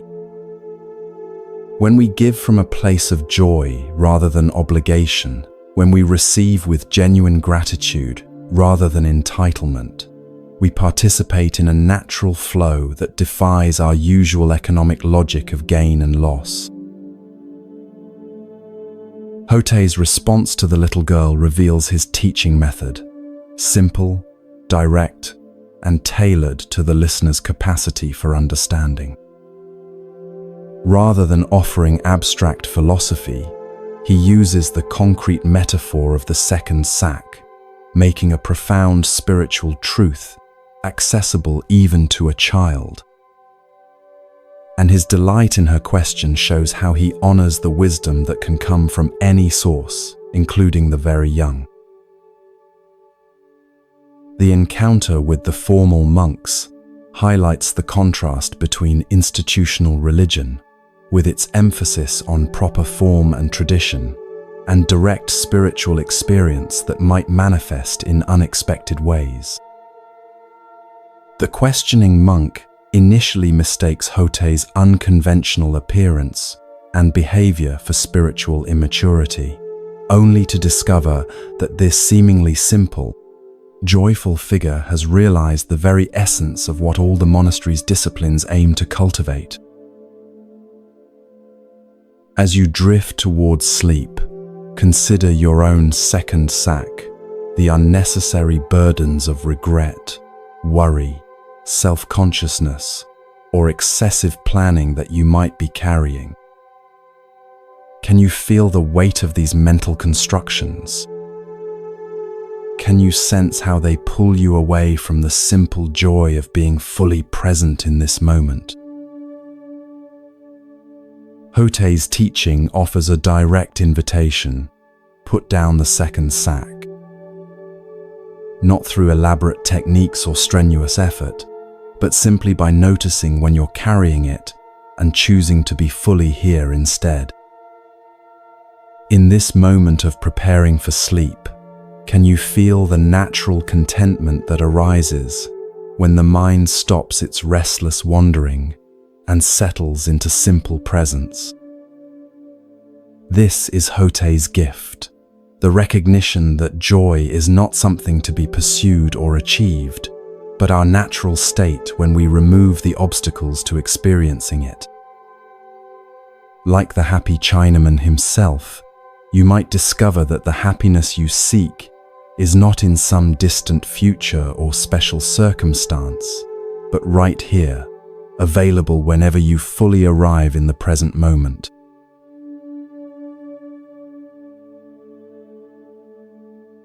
Feel your body melting into deep relaxation, each breath taking you further into tranquility.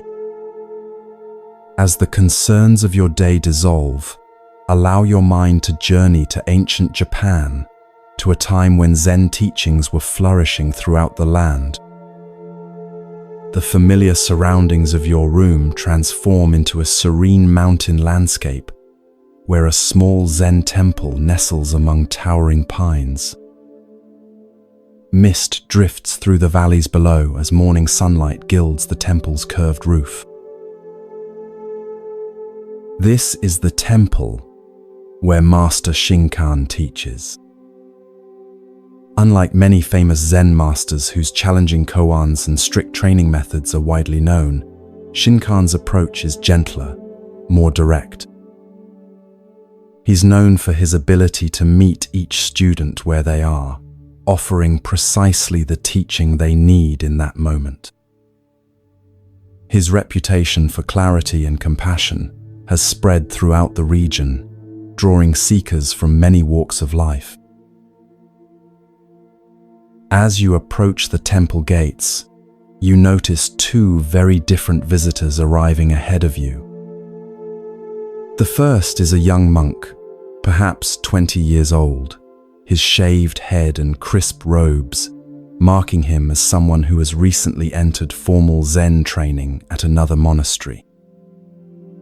His posture is perfect, his movements controlled and mindful. He holds a small bundle containing, you imagine, sutras and notes from his studies. The second visitor is an elderly man, his weathered face and calloused hands suggesting a lifetime of physical labor. Though clearly well into his 50s, he moves with the easy strength of someone accustomed to daily work.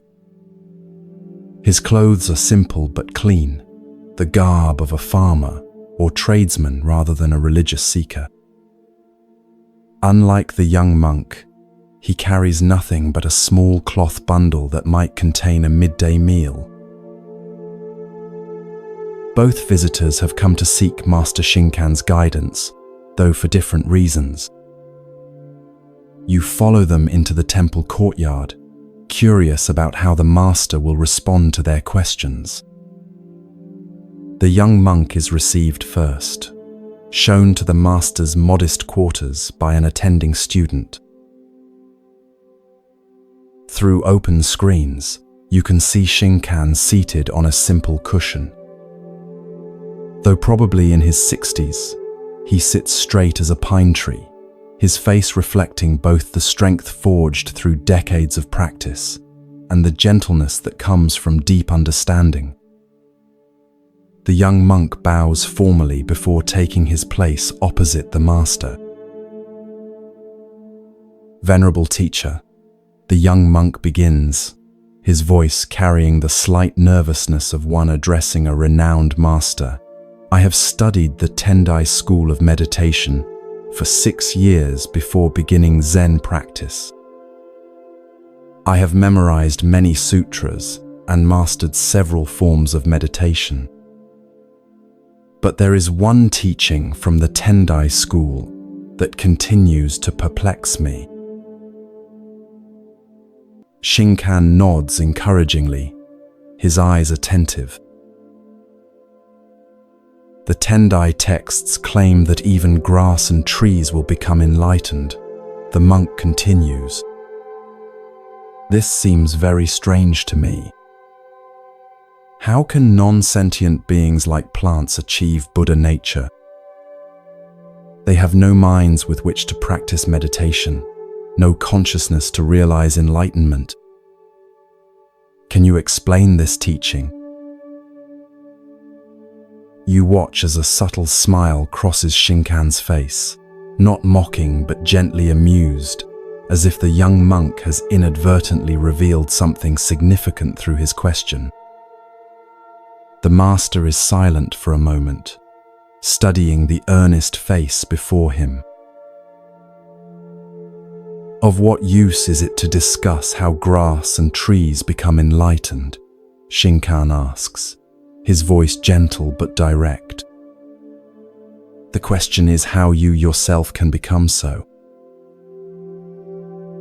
The young monk appears momentarily taken aback by this response, which neither confirms nor denies the Tendai teaching, but shifts the focus entirely. He opens his mouth as if to ask a follow-up question, then closes it again, seeming to sense that pressing for a more elaborate answer would miss the point of Shinkan's response. After a moment, he bows deeply and withdraws, his expression thoughtful rather than disappointed. Now the elderly visitor is shown in. His bow to the master is respectful, but less formal than the monks, suggesting a different relationship to religious protocol. He settles himself on the cushion with the natural ease of someone comfortable in his body. "Master Shinkan," he begins, his voice carrying the roughness of age but also a quality of directness. "I am a simple man who has worked the land all my life. I never had the opportunity for formal study or temple practice. But my neighbor, who visits your temple sometimes, has spoken of your teachings about Buddha nature. I wonder, can someone like me, with no education or proper training, still understand the deeper truths of Buddhism?" Shinkan's face warms as he regards the elderly man. "Did you consider the grass and trees on your journey up the mountain to this temple?" he asks.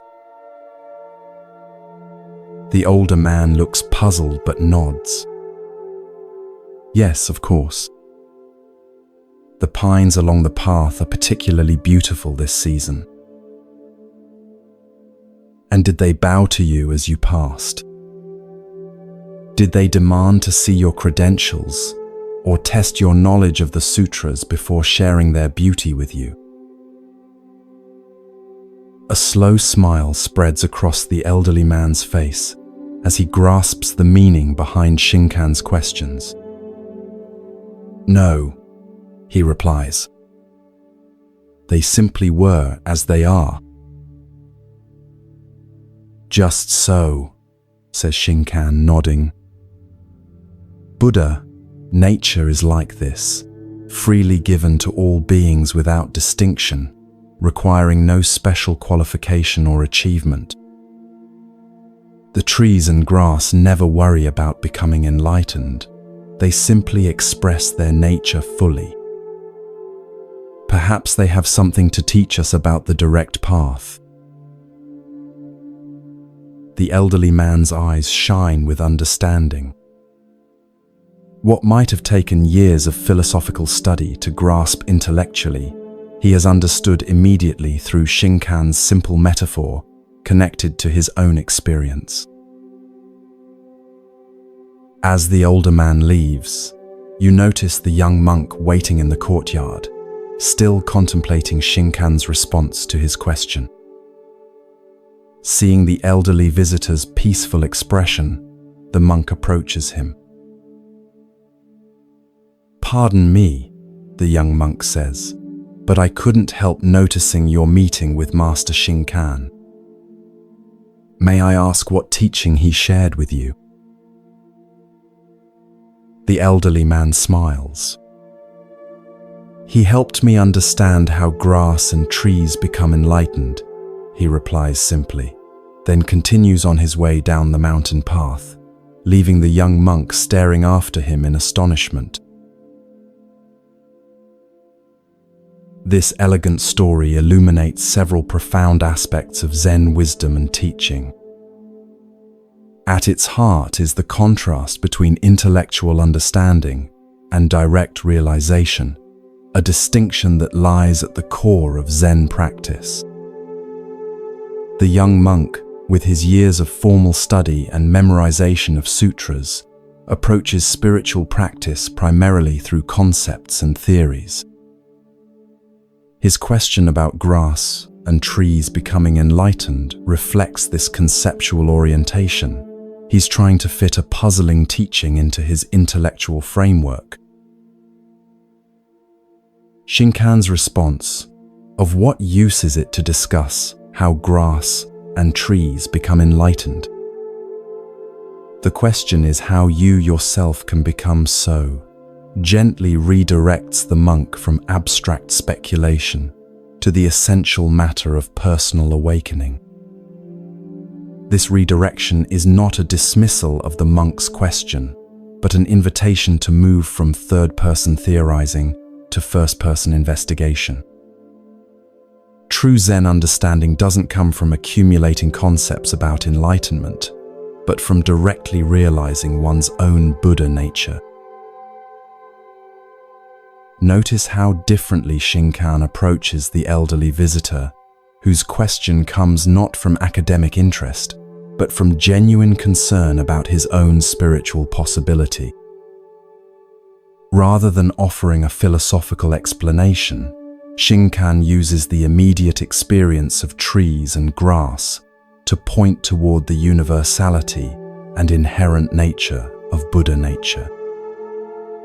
The teaching is tailored perfectly to this student, connecting with his lifelong relationship to the natural world, rather than requiring familiarity with Buddhist texts or terminology. The fact that the elderly man immediately grasps what the young monk has been puzzling over highlights another Zen principle, that direct realization often comes more easily to those with fewer preconceptions and intellectual complications. The elderly man's lifetime of practical work and observation of nature has prepared him for direct seeing in a way that the monk's accumulation of concepts actually hinders. As the Zen saying goes, in the beginner's mind, there are many possibilities, but in the expert's mind, there are few. The title question itself, How Grass and Trees Become Enlightened, contains a misconception that Shinkan skillfully addresses without directly refuting. The question assumes that enlightenment is something to be achieved, a state to be entered through effort or practice. But from the Zen perspective, Buddha nature is not something acquired but recognized. It is the inherent nature of all beings, including plants. Grass and trees don't become enlightened. They already express their Buddha nature perfectly through simply being what they are, without self-consciousness or striving. This points to a fundamental teaching about our own practice, that awakening is not primarily about adding something new, but about recognizing what has been present all along. Like grass growing naturally toward the sun, our Buddha nature expresses itself most perfectly when we stop trying to achieve special states and simply allow our natural awareness to manifest without interference from excessive thinking and doing. The young monk's reaction to the elderly man's parting comment suggests the beginning of his own shift from intellectual understanding toward direct realization. His astonishment indicates that something has broken through his conceptual framework, perhaps the recognition that what he's been seeking through study and analysis might be more directly available than he thought. As you drift towards sleep, consider where in your own life you might be approaching important matters primarily through concepts, rather than direct experience. Perhaps you've read extensively about meditation without establishing a regular practice. Maybe you understand the principle of mindfulness intellectually, but rarely bring full awareness to ordinary moments.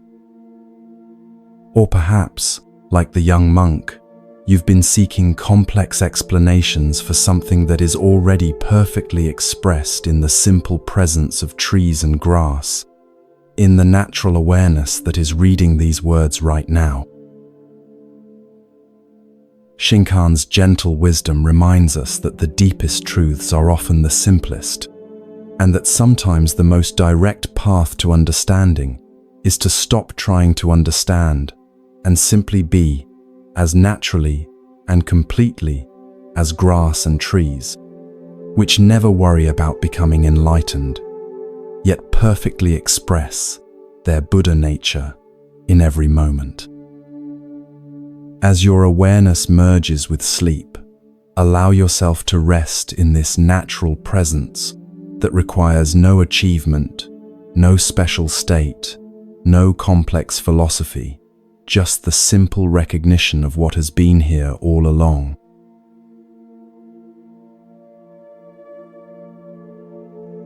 As our first journey through these ancient wisdom tales comes to a close, allow these teachings to settle gently into your heart.